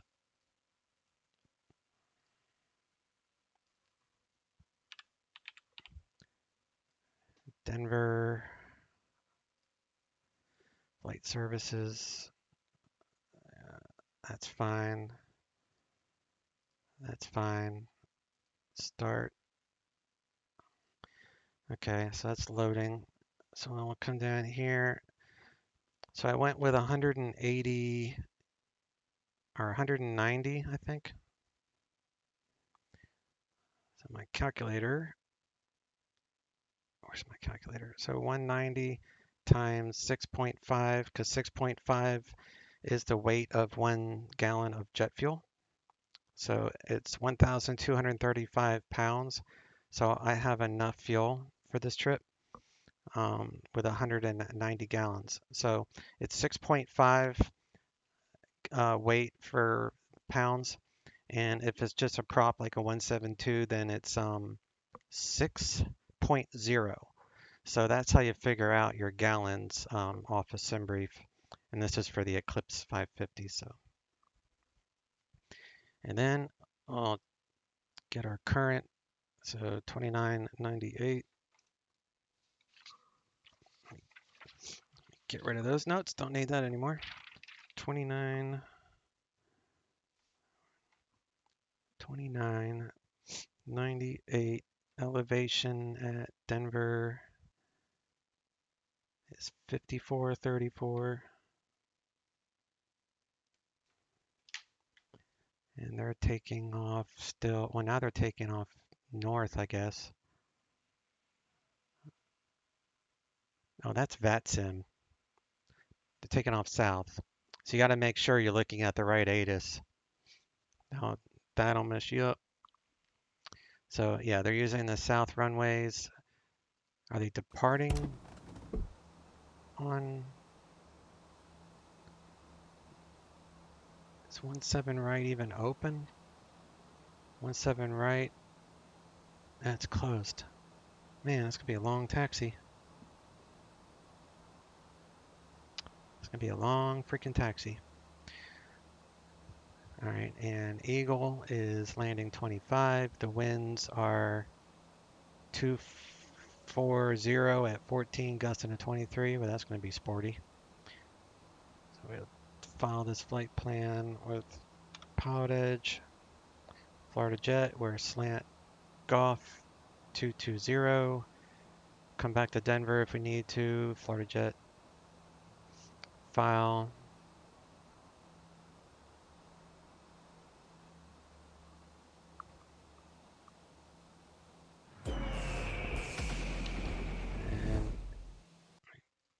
this to full. Sorry about the black screen. All right, that worked.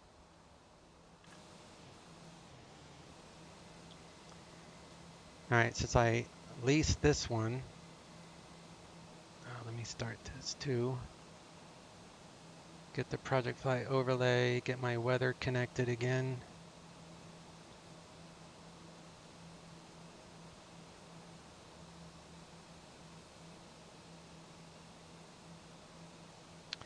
I need to connect to the network, so I'm gonna put this BRB on real quick.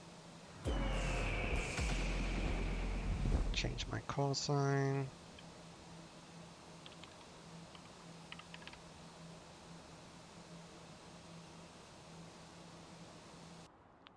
Connected to PilotEdge. Okay.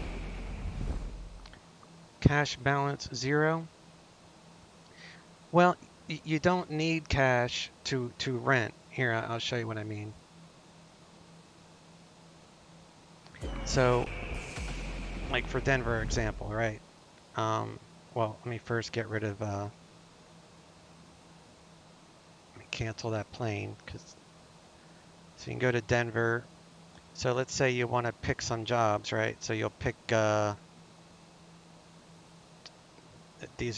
is how far away, so we'll pick these. I'll just pick these 3. Okay, so you pick these 3, and each one pays you $944. Okay, so you got to think about the fees and stuff. But as long as you load up the airplane and you fly within the miles that you're comfortable with flying, then you'll be fine. So you select these 3, come down here, hit Add Select Assignments to My Flight, and then you come down and you find an airplane that you want to use. Say like the Baron 50, well, it's locked.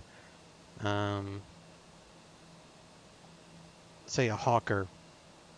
So you have 2 choices. You can rent this dry, which means you pay for the fuel at the end, or you can rent it wet, which means you don't have to pay for the fuel, but this is the hourly cost. So if you're flying it for an hour, you're going to pay out of the income that you get from the passengers that much. And then there's this distance bonus. So if you're traveling in this direction, northwest, you'll get a bonus. But if you're traveling the opposite direction, then they'll actually take this money away from you. So then you'd hit, let's say, I don't care paying for the fuel, so I'd hit Rent Dry. And even with a 0 balance, when you go to My Flight, see how they show up? You'll still be able to do the flight, and it shows, why is it? Oh, it's loading them all. It's loading all the passengers. So it loaded, that's why it shows no seats available. It has 8 passengers for that plane. So you can click on the Hawker, and it probably has 8 passengers. Yeah, the fuel weight is 8 passengers for 50% fuel, and so on. So that's how you do it. I'm going to cancel it. So you don't need money to rent. They take the money out at the end. And then as you gain a bank balance like I have here, I'm broke obviously, but I bought an airplane and I lease. But this will slowly, you have to have a cash balance. That's how you pay your bills, and this is you transfer into the bank. So let me cancel that.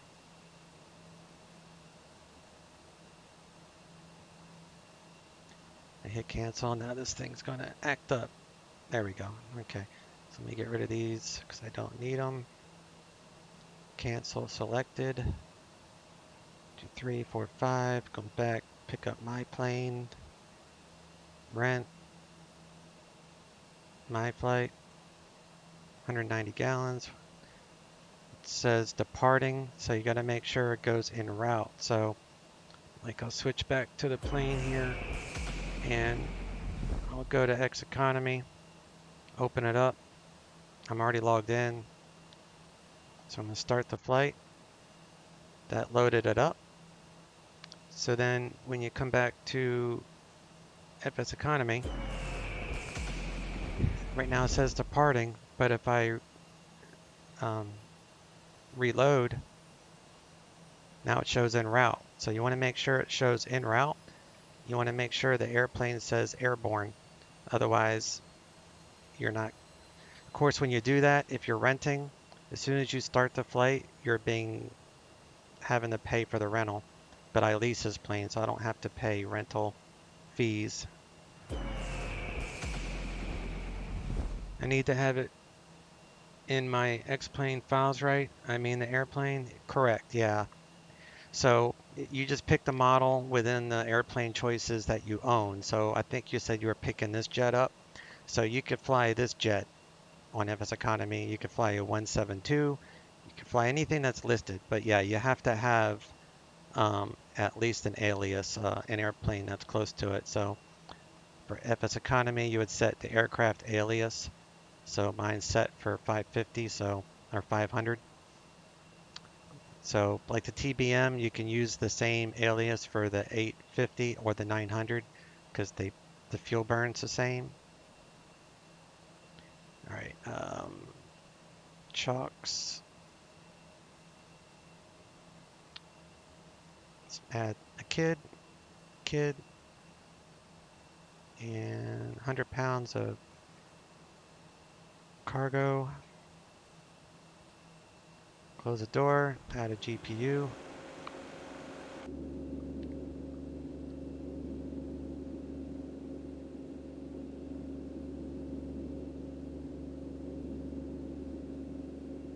But yeah, as long as you got the airplane, then you're good.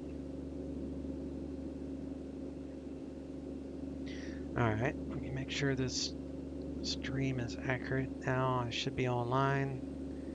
Okay, online. Let me update the weather.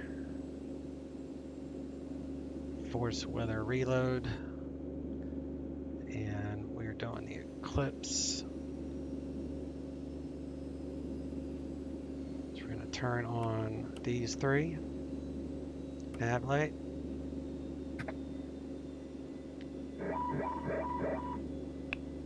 $750 and $650.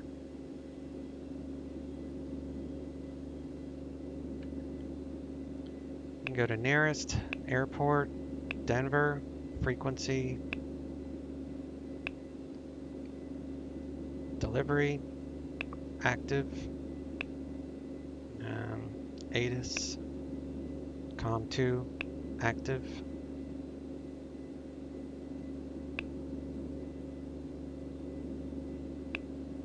Left, 17 left. Departing runways 16 left, 25. Visual approaches in use. ILS runway 16 left, runway 16 right, and runway 17 left approach in use. Multiple R-Nov Zulu approaches in use. VFR departures contact clearance delivery. Advise on course heading, altitude, and if flight following is requested. Notice to airmen runway 26 closed. Runway 17 right, 35 left closed. Read back all runway assignments and hold short instructions. Advise on initial contact. You have information kilo. All right, information kilo. Denver International Airport. ATIS information kilo. 1853 Zulu. Wind 030 at 3. Visibility 10. Few clouds at 16,000. 22,000 scattered. Temperature 27. Dew point 10. Altimeter 29 or 8. Arriving runways 16 right, 16 left, 17 left. Departing runways 16 left, 25. Visual approaches in use. ILS runway 16 left, runway 16 right, and runway 17 left approaching. Alright, monitor guard, we got clearance. So Number 712 Tango Foxtrot, boys to ground runway 28 left, taxi via Bravo. Standby. 28 left via Bravo, 2 Tango Foxtrot. And terrain's ready. Okay. I think I'm on clearance, which 125 points. No, I'm not. That might be.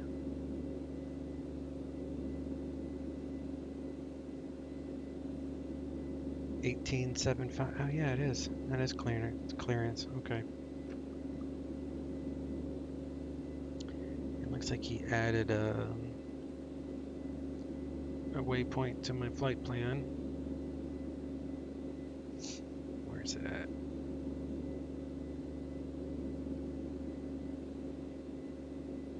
QNDRY.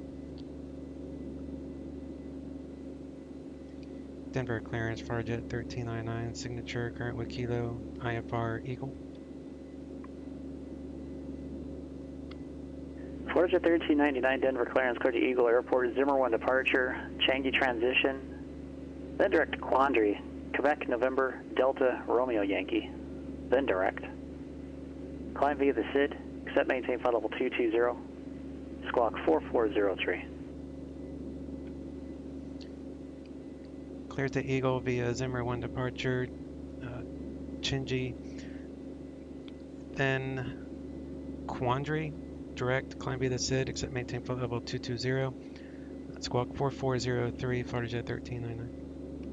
FireJet 1399, read back is correct. Where are you parked? I'm at signature 1399. FireJet 1399, roger. 17 right is closed, 17 left is available, or 25. It'll be guess it'll be your choice. Just call ground and let them know your request. Okay, I'll get that worked out. FireJet 1399, thanks. All right, so which one do I want? Because that's a long taxi, no matter which one we go with. You're gonna start small. Gonna do a 172 flight, 3 passengers. Let's see how it goes. Yep. So you can always adjust the weight in FS Economy after you start the flight, like I did, and I prefer to do it that way, especially with airplanes that have weight and balance plugins. So I'll go to FS Economy, start the flight like I did, then after I start it, then I go into the weight and balance. Of course, I'd have to open the door to. So after I start, then I adjust the weight to what I want, because FS Economy doesn't care about weight. It only cares about fuel usage. So you can tote 3 passengers in FS Economy, get paid for 3, but change the weight, and it won't affect your income. But it will make the plane lighter, so it will fly better. Just something to think about if you want to cheat. All right, so I got that. I need, the altimeter is 2998, and altitude is 5434, so that's right on the money. That's right. And flight plan, we are at Denver, and we're gonna go, let's load a departure from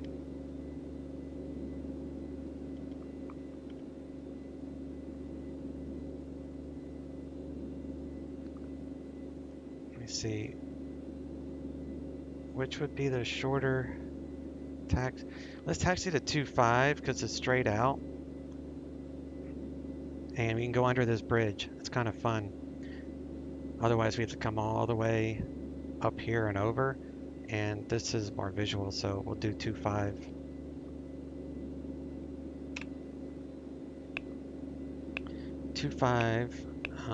Zimmer 1, Chingy, and then we're going to go direct to Quandary, QN. Where the hell's Q? QN DRY. Foxtrot, runway 28 left, ready for departure. Quandary, a conundrum. And then we're going to add So once we take a Foxtrot, Boise Tower, runway 28 left. We're going to add an arrival. Take off 28 left to take a Foxtrot. Basically an LDA from Kremling. And there we go. We'll go back to home, map, put map, flight plan, scroll this out to about 20 miles. That's runway 25, so we're good there. Need to squawk 4403. And I forgot to tell him something on clearance, because according to this SID, I think we have to let them know. Departure, Zimmer.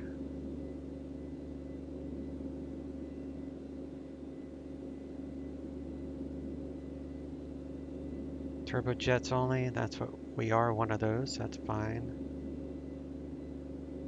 Accelerate to 250 knots or greater upon reaching 10,000. If slower speed is required to meet crossing restrictions, you must advise at delivery prior to taxi. So we're still on clearance right now, so I'm going to let them know that.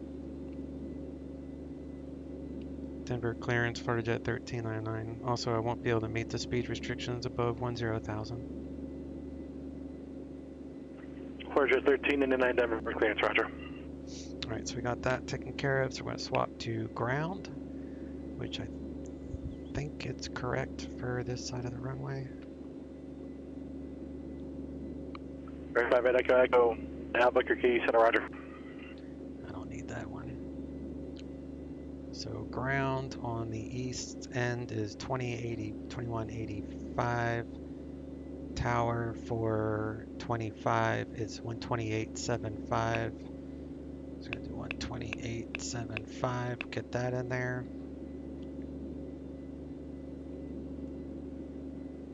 Get rid of those. Switch this to GPS. To maintain 6,000, report back. And autopilot. Come down here. 1616. Set this for 10,000 so we don't climb too high too fast. 2,000 feet per minute. Flight director heading vertical speed. Heading will be 250 initially, I think.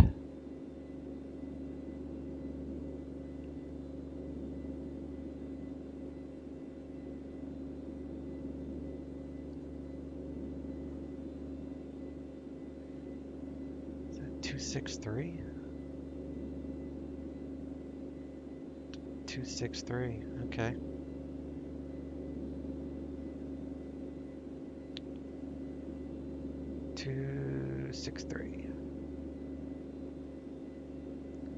Let's remove the GPU. We'll do a battery start.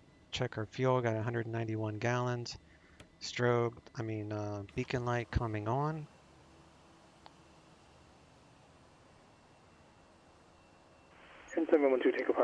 And did you explain how to put your call sign on the plane? Oh crap, I didn't. I did not. It's in the documents folder of the... 9,500 for 16,000. Let me see if it is. 712 Tango Foxtrot, big fan departure, radar contact, direct roar. Aircraft. Direct roar, 2 Tango Foxtrot. Where's X Aviation, TBM, documentation, quick start guide.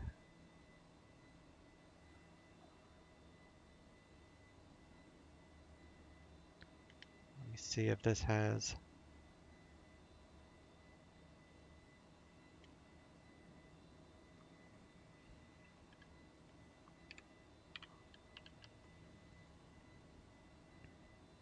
San Francisco clearance, UPS 19 with Golf ready to copy. Tail number. UPS 19 heavy, San Francisco clearance.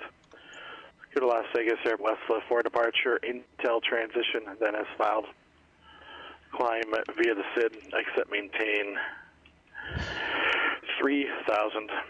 I'm looking departure to see frequency if it's in the 135.1, squawk 5201.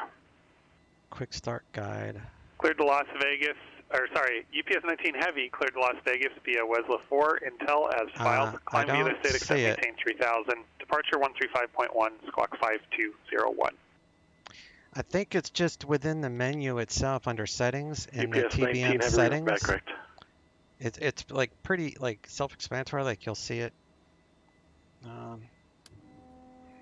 If you remind me at the end of this flight, I'll switch back into the TBM because I'm pretty sure it's in the. It's in that.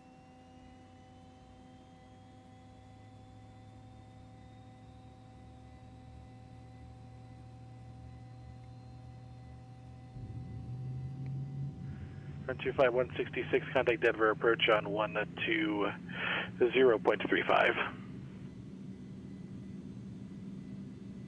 Alright, that's one good engine. Kick on engine 1.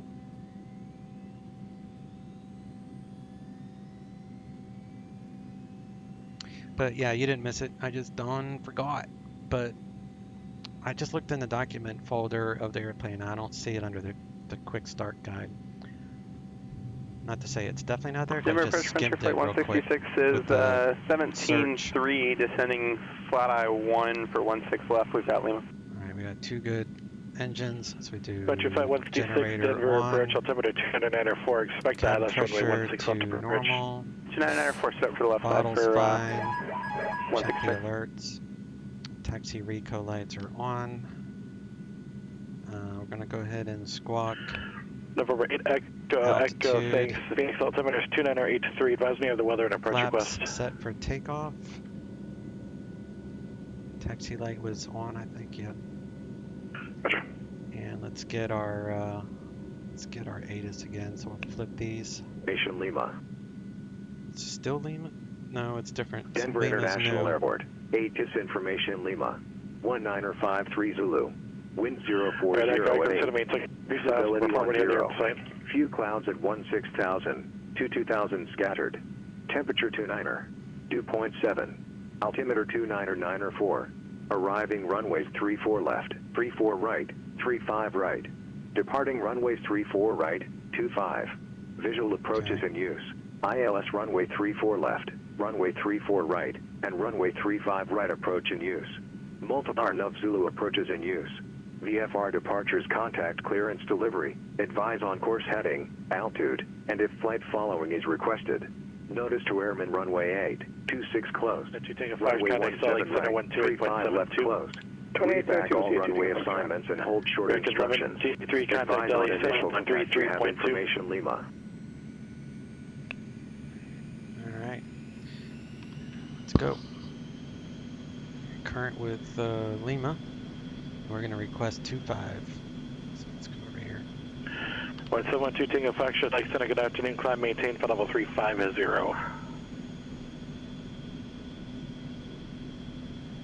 You know, too, George, Rogue Commander, you can probably do a quick Google search. Just do a Google search for hot start TBM tail number, and you can probably get the answer way faster than looking in the manual.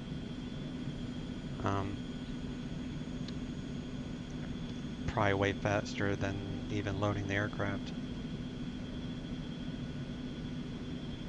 Denver approach Frontier Flight 166, 14,000, descending flat eye 116 left. Frontier Flight 166, Denver approach cleared. Let's run 16 left approach. Altimeter 294. 94, 166.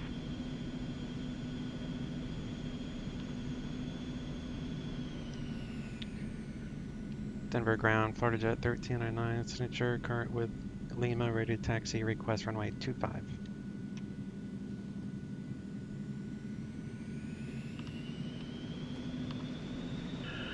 Roger, T99 Denver, and verify runway 25. Affirm, runway 25, Florida Jet 13. Roger, 1399, runway 25, taxi via Mike, then Alpha Alpha, Golf. 25 via Mike, Alpha Alpha Golf, Florida Jet 1399.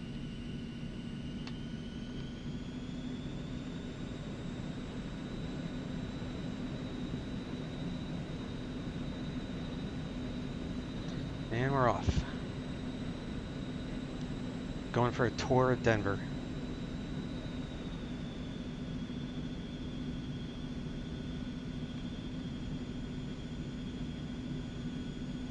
Tour of Denver Airport, that is. Taxi lights, reco lights are on.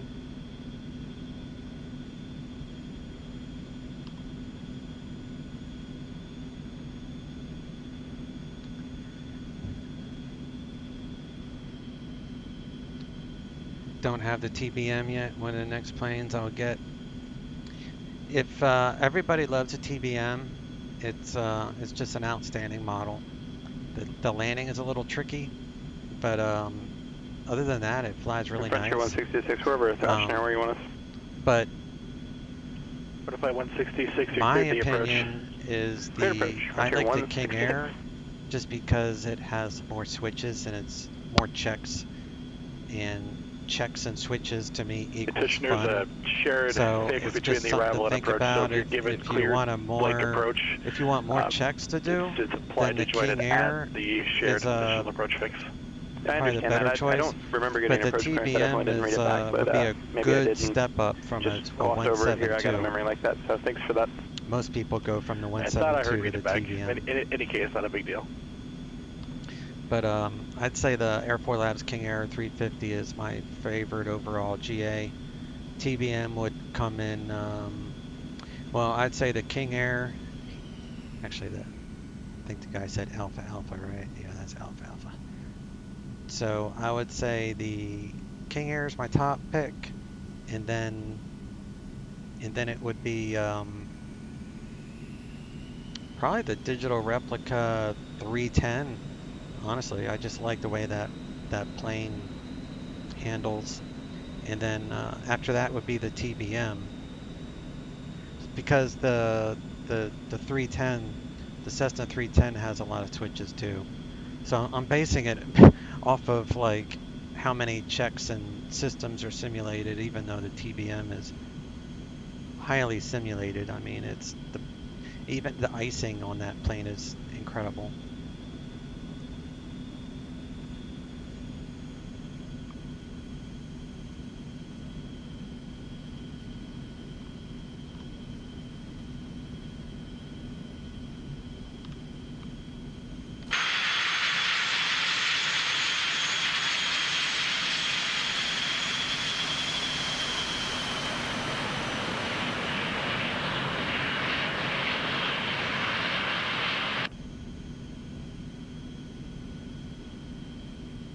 Do you need to be on PilotEdge or VATSIM for FS Economy? No, it's a standalone. I just do it in combination with the networks because it makes it, more entertaining for me. So I have all this realistic flying, or it makes it more immersive, I guess would be the better term, to fly for fake money, because it gives you the purpose of flying, and then you mix it with, professional ATC networks such as PilotEdge, then it makes it even more realistic to talk to these controllers and abide by the SIDS and the stars and all the restrictions and rules. It just makes it feel like I'm actually, doing it for real. You just don't feel the airplane. That's the only difference. But that's where good scenery, ortho scenery, and a good ATC network comes in handy. All right, we're going to go left here on Golf.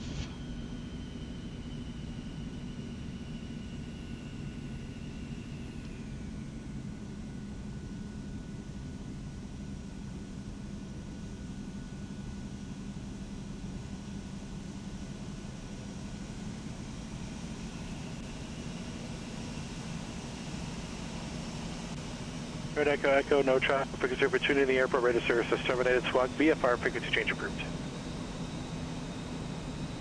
King Air is a nice plane to fly. Yeah, it's a blast. It's definitely not quick. Like if you just want to do FS Economy, and the TBM is like, it cruises at around 210 indicated, so to me it's kind of slow, but I like my turboprops at like 230 indicated and stuff. But for you, I think you would probably get more enjoyment out of the TBM than the King Air, just because you like the 172 a lot. So like I said, that'd be a good step up. Plus FS Economy and the TBM allows you to carry 6 passengers, whereas the 172 allows you to carry 3.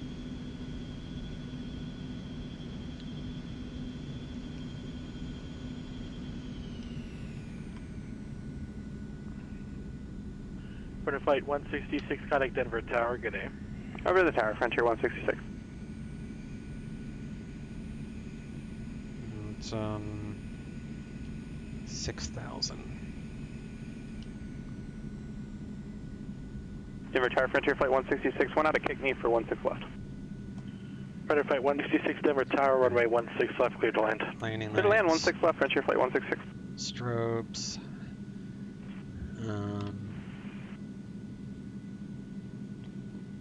say this was? 25 is 2875 departure. Departure's published.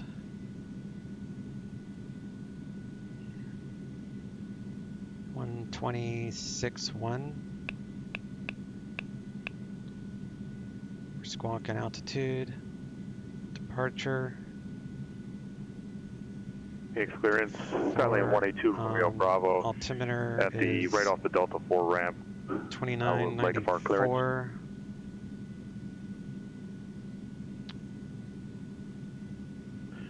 Romeo Phoenix claims clear to the Prescott Airport, radar vectors to the Phoenix VOR, then as filed.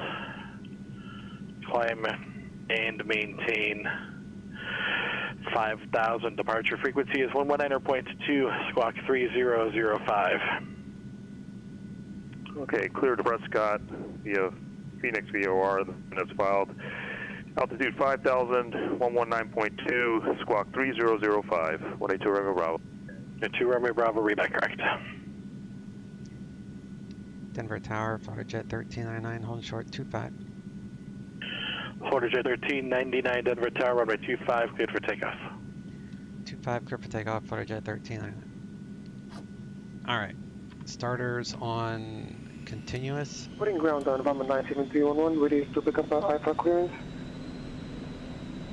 Got takeoff landing lights on.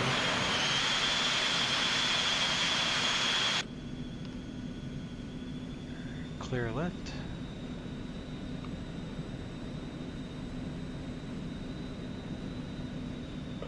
Commander 7311, Reading grounds clear to the Reading Airport. Radar vectors to Red Bluff, that has filed.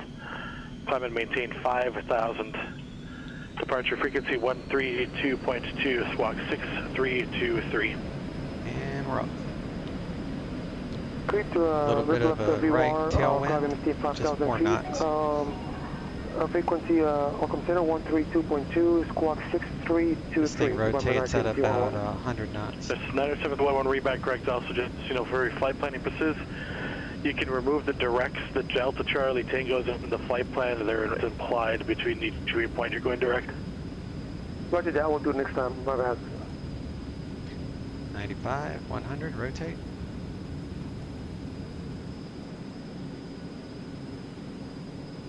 Positive right, gear coming up.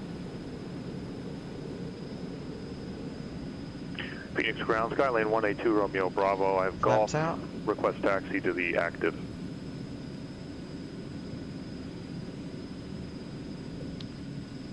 Alright, and then fly by.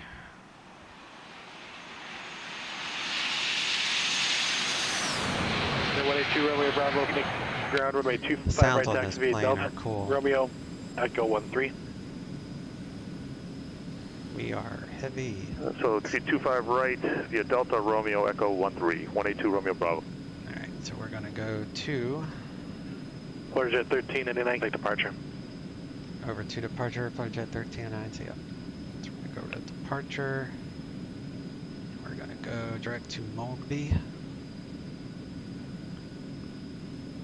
November 97311, we did taxi runway 34 was Alpha. Oh, was Yankee, sorry. 97311 running ground, runway 34, taxi via Alpha. Runway 34, taxi Alpha, November 97311. Denver departure, Flutterjet 1399, climbing via the Zimmer 1, leaving 7,200 for flight level 220. Flutterjet 1399 in Denver departure, radar detect. Alright, there's 180, so I'm going to go to IAS Tower mode. Frontier 166, clear on Foxtrot 4. Frontier 166, what terminal ramp are you going to? So we got to hold Frontier 166, taxi via Foxtrot 10, Alpha November, this frequency. Did he Fox Alpha November with you for 166, thanks. Did flight level 220? No, I think he said radar contact. He didn't tell me to climb any higher. I think he just said radar contact.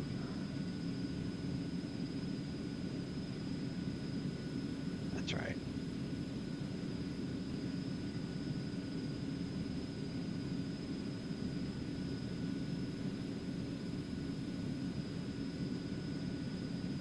2,000 vertical speed. We should increase our speed that way a little bit. Turn our starters back to normal. Goes traffic global.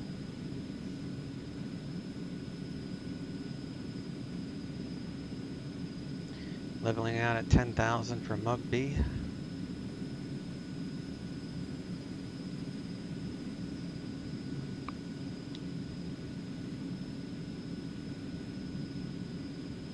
Prescott clearance, November 5712 Golf, IFR to Blythe with Mike.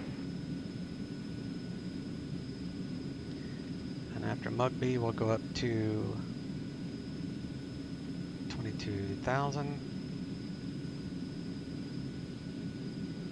Vertical speed.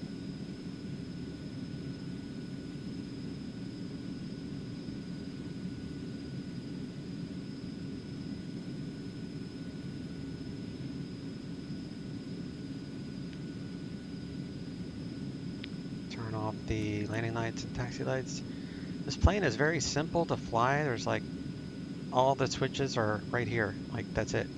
So all of the stuff that you do is on these two screens pretty much.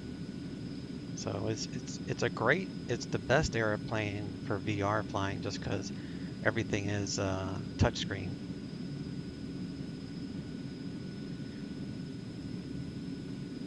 But VR is hot. It's uncomfortable. I enjoy it, but it's extremely uncomfortable for me. So I'm not going to be doing VR as much as I've been doing it because. The aircraft calling for clearance again was on the landline for coordination. My apologies. Yeah, Prescott clearance, November 5712 Golf, IFR to Blythe above with all Mike. these altitude restrictions. And we're going to need, we don't need COS. The 5712 Golf, Prescott clearance, go to the Blythe Airport for one departure, Drake, then as filed. By maintain 10,000. Eagle's elevation 65, 47.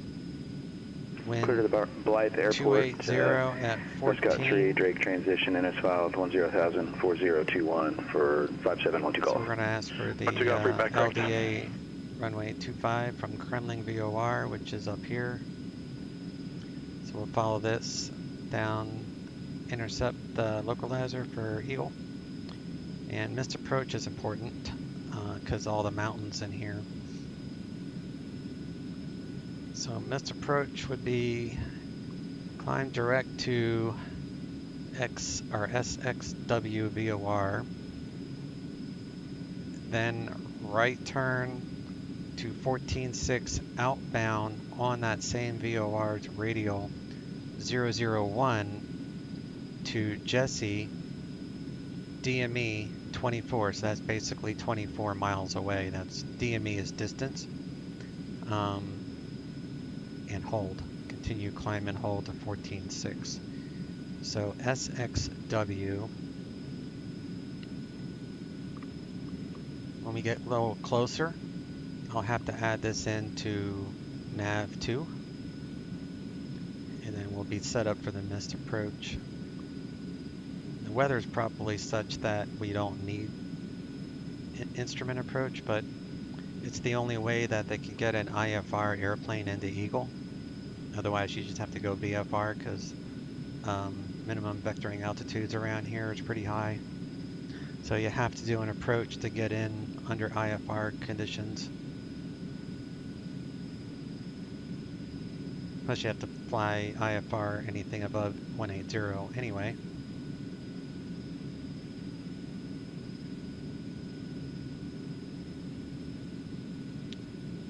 Yeah, we're definitely making good on all these altitudes, no problem there.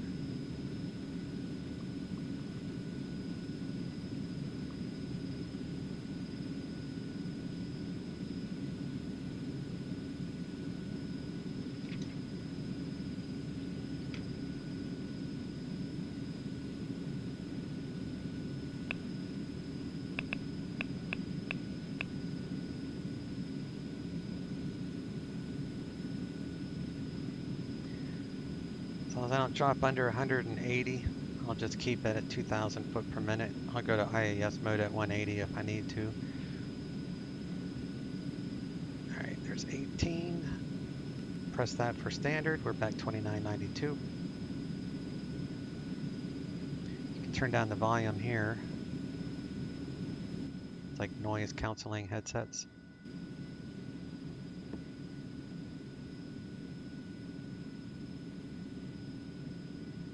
I've had this plane forever. Alright, let's hold up here at 190.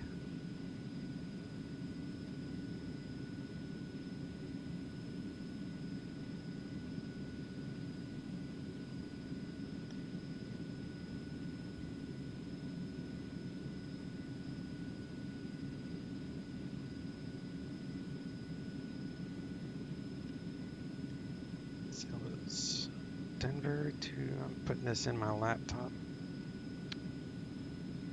Eagle, so I like to have my approach plate on my laptop next to me for quick reference.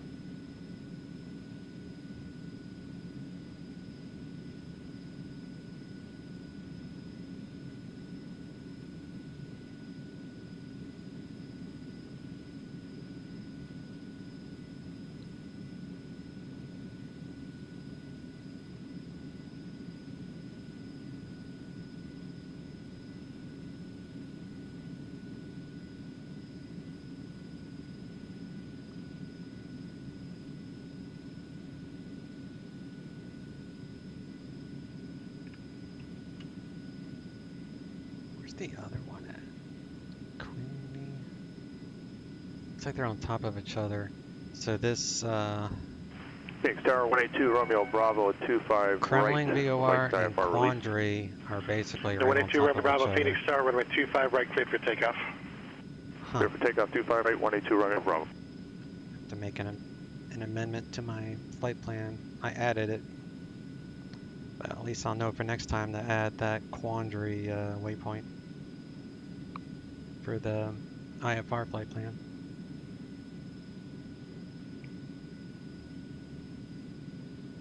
This is pretty cool too. It gives you a final. This will count down much faster once we start picking up speed. This thing cruises at 273.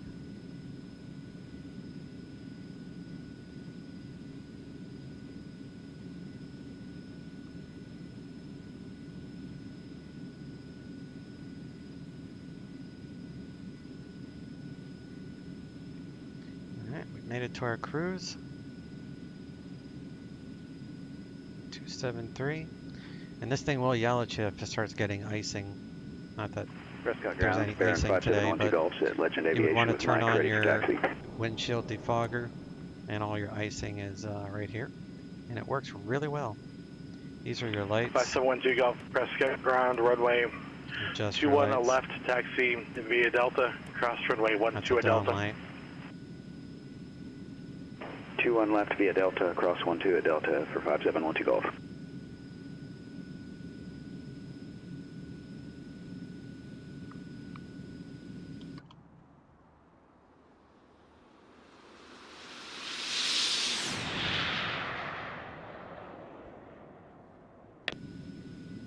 Reading down November 97011, hold short Alpha, runway 34, ready for departure. Number 9731, Wing Tower, runway 34, cleared for takeoff. Runway 34, clear for takeoff, November 97011. Eagles, ATIS. I'm probably too far away to hear it with all the mountains, since it's line of sight with this stuff. No 2 Romeo Bravo, take departure. Contact departure, 182 Romeo Bravo. 135.57, I think. So. Phoenix departure, 182 Romeo Bravo, 1,800. 182 Romeo Bravo, Phoenix departure, radar contact, climb, and maintain 12000. Climb, maintain 12000, 182 Romeo Bravo.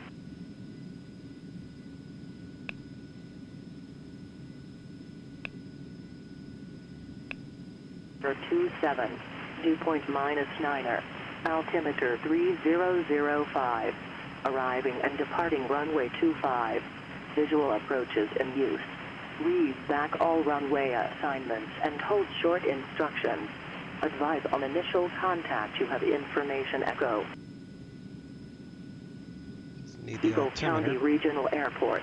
8 is information echo. 1956 Zulu. Wind 270 at 14, gust 24. Visibility 10. Sky condition, clear. Temperature 27. Dew point -9er. Altimeter 3005. Arriving and departing runway 25. Visual approaches in use. Alright. Eventually, am I still with departure? Denver departure for Jet 1399. Jet 1399 Denver. Should I get a handoff? It sounds like you're getting on low volume.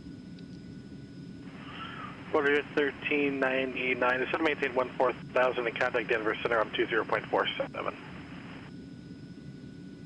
Center maintain 14,000 and Denver Center 120.47 for Jet 1399.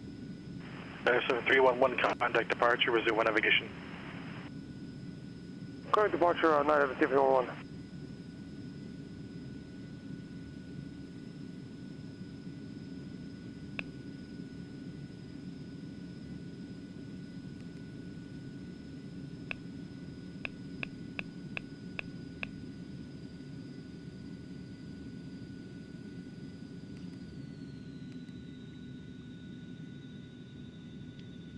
Denver Center, Florida Jet 1399, leaving flight level 214 for 14,000. Florida Jet 1399 Denver Center, the Eagle altimeter 3005, advising the Echo and approach request. Current with Echo 3005. Request LDA 25 from Kremlin, Florida Jet 1399.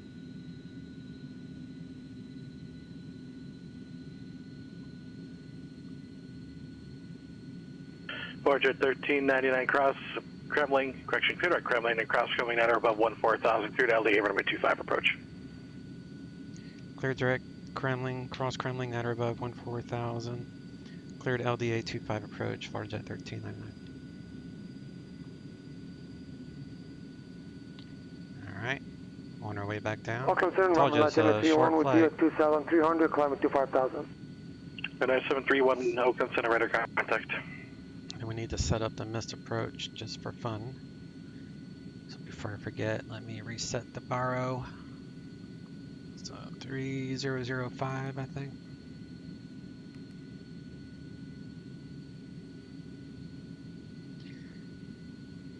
And road command, for some reason I can't put the destination airport on the GPS. 105 to 201 airport. Oh. You talking about, are those FS economy airports? Because I only use airports that have a K in front of it, because a lot of the airports that FS economy uses are from the old Microsoft Flight Simulator, and there's airports that don't exist in the real world with the number identifiers, but there is a custom scenery package that you can download, which I don't have. Like I said, I only use the ones with K identifiers.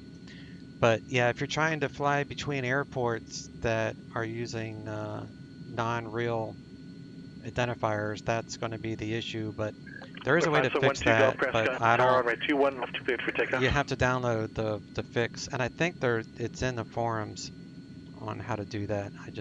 I don't worry about it personally.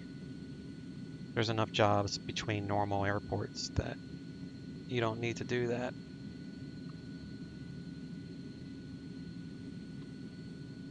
Alright, so missed approach SXW. That's nearest VOR. SXW, we'll set that for nav 2 active. And then I need a radial of 001.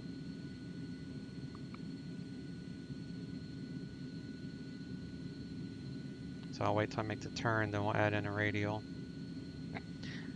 And nav 1 would be 109.75.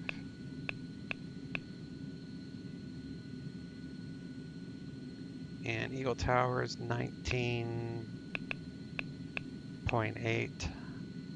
Turn on our terrain. And we'll go down to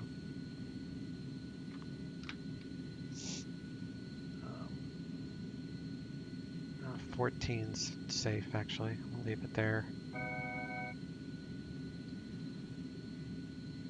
I don't need the terrain I can see, so no point to that. Yeah, you can look for the K, or some of the other ones are like the smaller airports.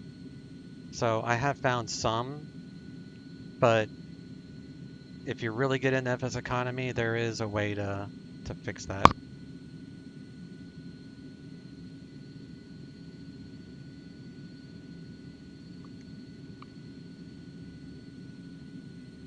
Once you Golf, contact Phoenix departure.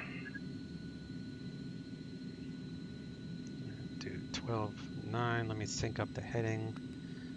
Let's go heading, and we'll switch to VOR1, our localizer 1, with a heading of 250 for the LDA approach. If I saw 12 Golf, Phoenix departure, radar contact. And then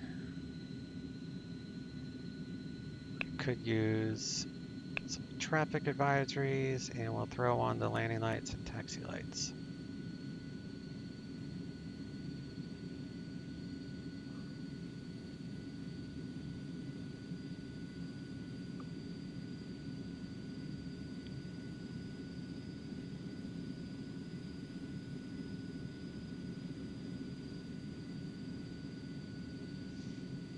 Guy's about 20 miles off my left, so I'm not worried about him.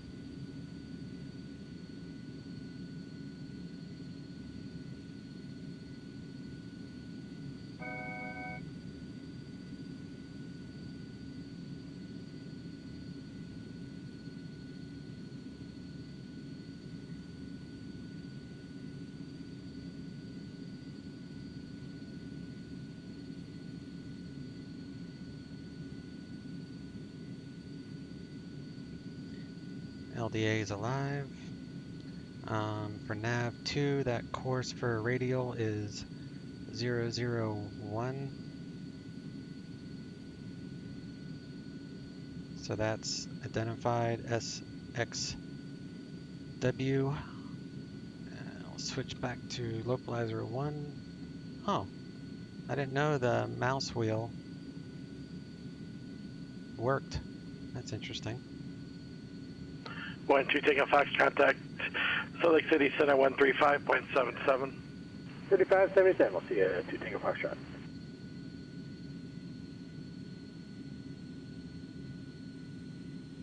Salt Lake Center, Boeing 712 Tango Foxtrot, flight level 350, good afternoon. 712 Tango Foxtrot, Salt Lake City Center, roger. Good afternoon. There's Eagle.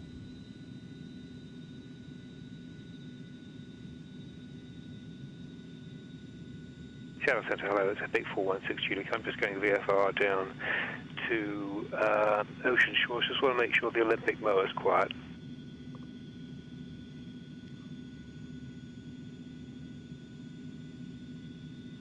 Forward 6 Julie Kilo, affirmative it is. Thanks, 6 Julie Kilo.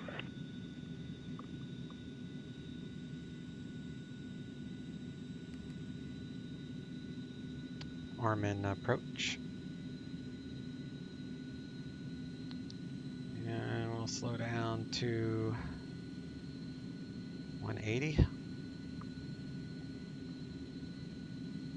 Capturing the LDA. And Eagles.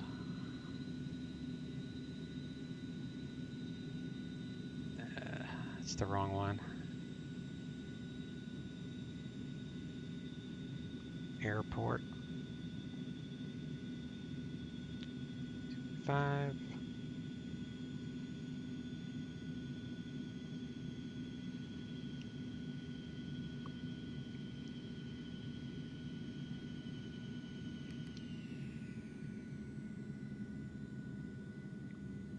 sync up the heading bug. 200. Go to takeoff flaps. And Bambino VR followed my channel. Hey, thanks, man. It's just talking about VR flying. I've seen many of your videos. Welcome to the channel. Make it butter, Fiverr? Oh, I'm gonna try.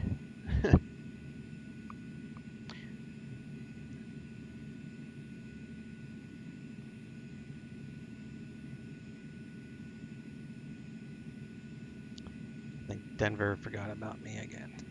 I don't know, maybe not. FloridaJet 1399, contact Eagle Tower, good day. Over to Eagle Tower, FloridaJet 1399, see ya. Alright, so that's 19.8, so we'll switch over. Looks like we got someone taking off directly ahead of us, so we'll avoid him if we need to. Eagle Tower, FloridaJet 1399, LDA 25.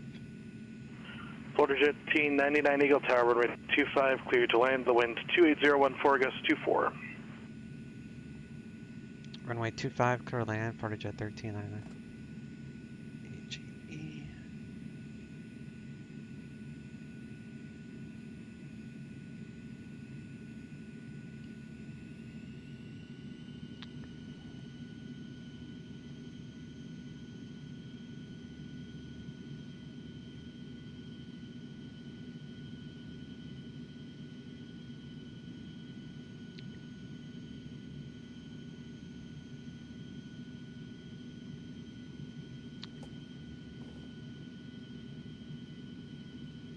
Good afternoon, Seattle clearance, Alaska 632 with Whiskey, requesting airfare to Phoenix.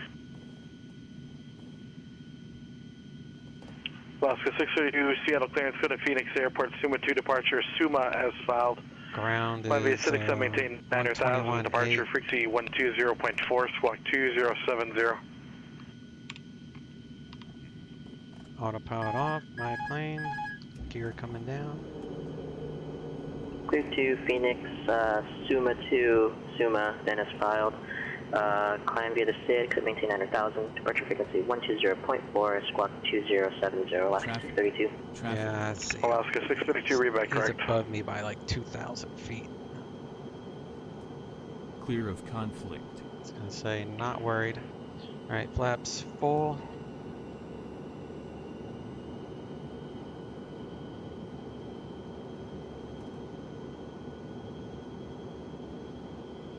Three green, flaps are in land position.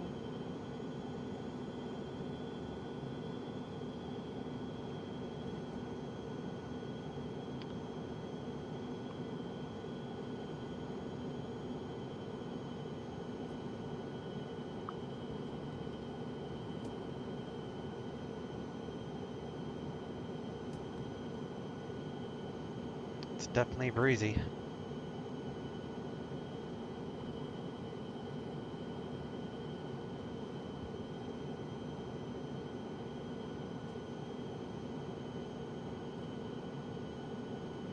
And 7311, you said the VR would run 5 into the Red Bluff Airport? And 7311, you follow the plan to Reading.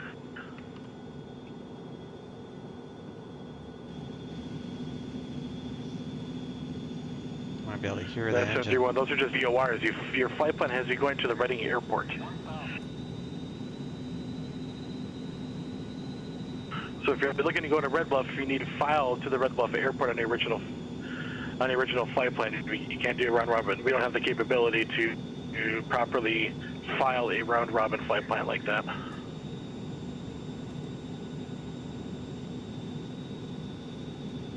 The 971 go to the Red Bluff Airport via Red Bluff Direct, maintain 5,000. Who?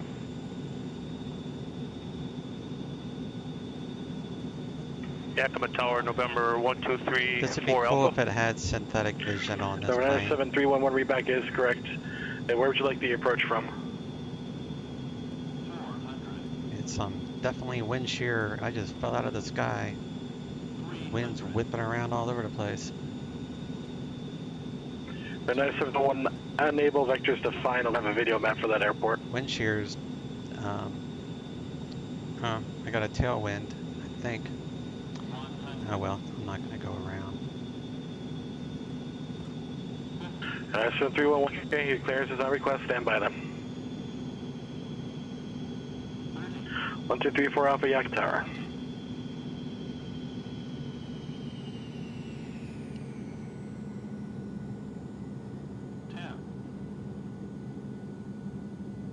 One, 2, 3, 4 Alpha Yakima Tower. That's a little bit of a tailwind. I mean, not a tailwind. It's not a tailwind. I had that wrong. Aircraft calling in Yakima Tower. Say again, please. The arrows pointing in the direction the wind's going. Pretty sure the windsock was accurate. 7311, let's go to the Chico Airport via Red Bluff Direct, maintain 5,000. Have to stop after the stop bar, not before. 7311, read back, correcting city, what is the ILS into Chico? Okay, landing light, strobe off.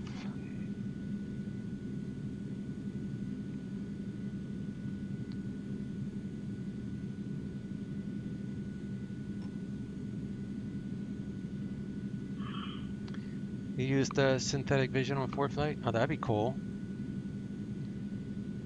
I would have gone around. Are you still direct Red Bluff?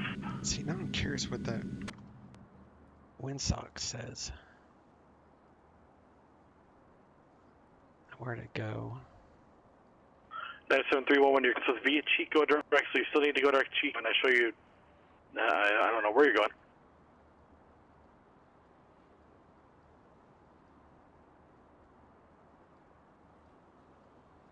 97311, I listen to your clearance. Clearance is via Red Bluff direct, so you need to fly to Red Bluff to direct the airport. It's looking the wrong way. That would help. No, it's right. It's facing the right way. So the wind is coming out of the out of this direction. 97311, cross the Red Bluff at VOR. So it's the at or above 3,000, cleared ILS, runway 13 left approach, direction, Chico Airport. So that for a second there I was confused, but all right. So I need I'm on tower. Eagle Tower, PilotEdge 1399, looking for Vail Valley. PilotEdge 1399, taxi ramp via Alpha. Ramp via Alpha, PilotEdge 1399. Alright. Painted Fairings, November 751, lay me uniform, or Northeast 10, requesting flight following over to uniform India, Lima. Yeah, you definitely would want to have gone around if the wind had that kind of tailwind component to it, but I didn't want to go around, so even though at the time, because I looked at the weather, so everything looked right for the wind, and it actually was, but this little arrow messed me up for a second. 5716. But I didn't care, I was going to land anyway. 120.4 on departure, 5746 on the squawk for 1 Lima uniform. San Francisco ground, UPS 19 heavy, ready for taxi on uniform with Golf. 1 Lima uniform, is that correct? Yeah, Road Command, let me know if you get questions on that shared cockpit. You can review the stream heavy, once San I end Francisco it. ground, runway 2 at right taxi via Charlie. That way it'll refresh your memory on left and 1 right which on Charlie. folders those files need to go in. 1 right, 1 left, UPS 19 That's the other heavy. reason I wanted to do it on stream, so you can look at it later and repeat it or whatever.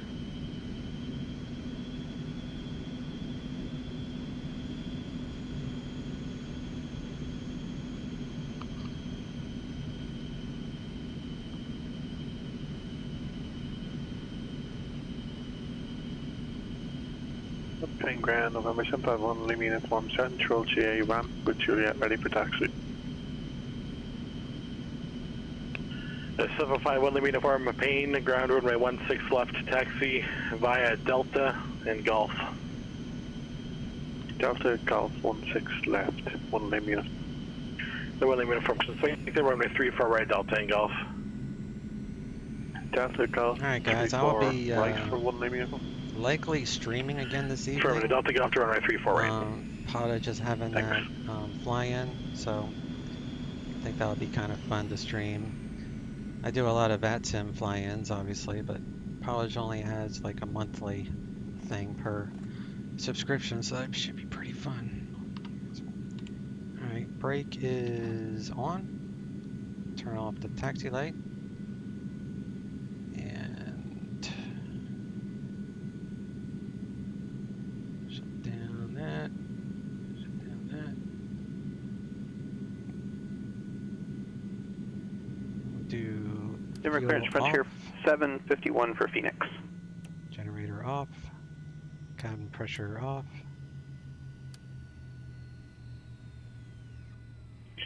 Frontier Flight 751 Denver clearance. Go to the Phoenix Airport on the Smyrna 1 departure day. Disconnected. Disconnect. Go to FS Economy. Finish the flight. Get paid.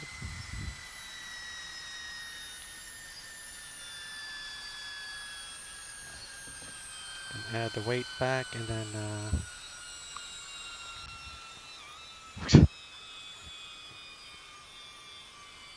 what is that car doing?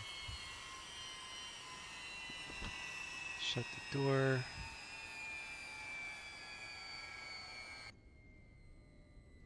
See a replay of the landing.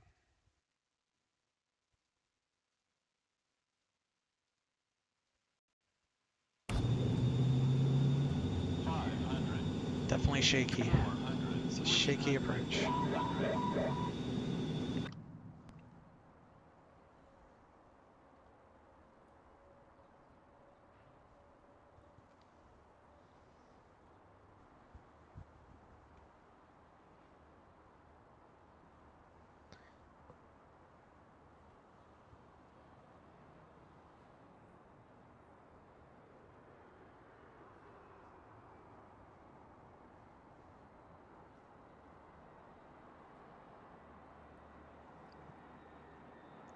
Tiny bounce, but we'll take it.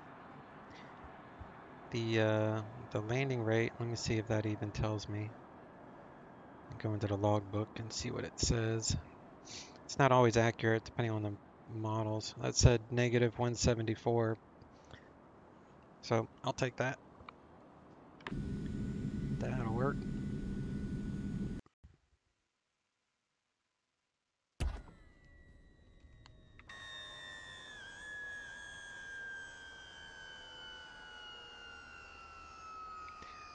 All right, y'all. Well, I will see y'all later on. If not, if I don't stream tonight, I'll be back tomorrow. Same bat time, same bat channel. Thanks for watching, guys. Catch y'all later. Fiverr, take care, my friend. Thanks for the stream. You bet. Talk to you later, Road Commandant. Welcome new followers, and see y'all later. Chase out.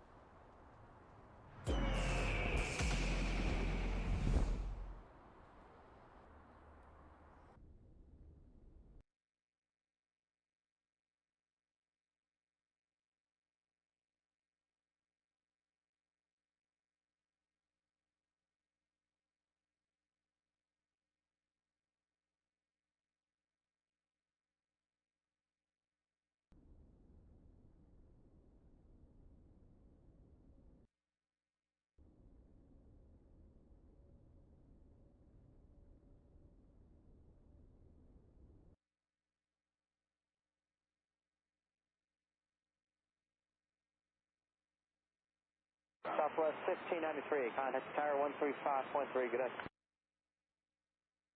1593.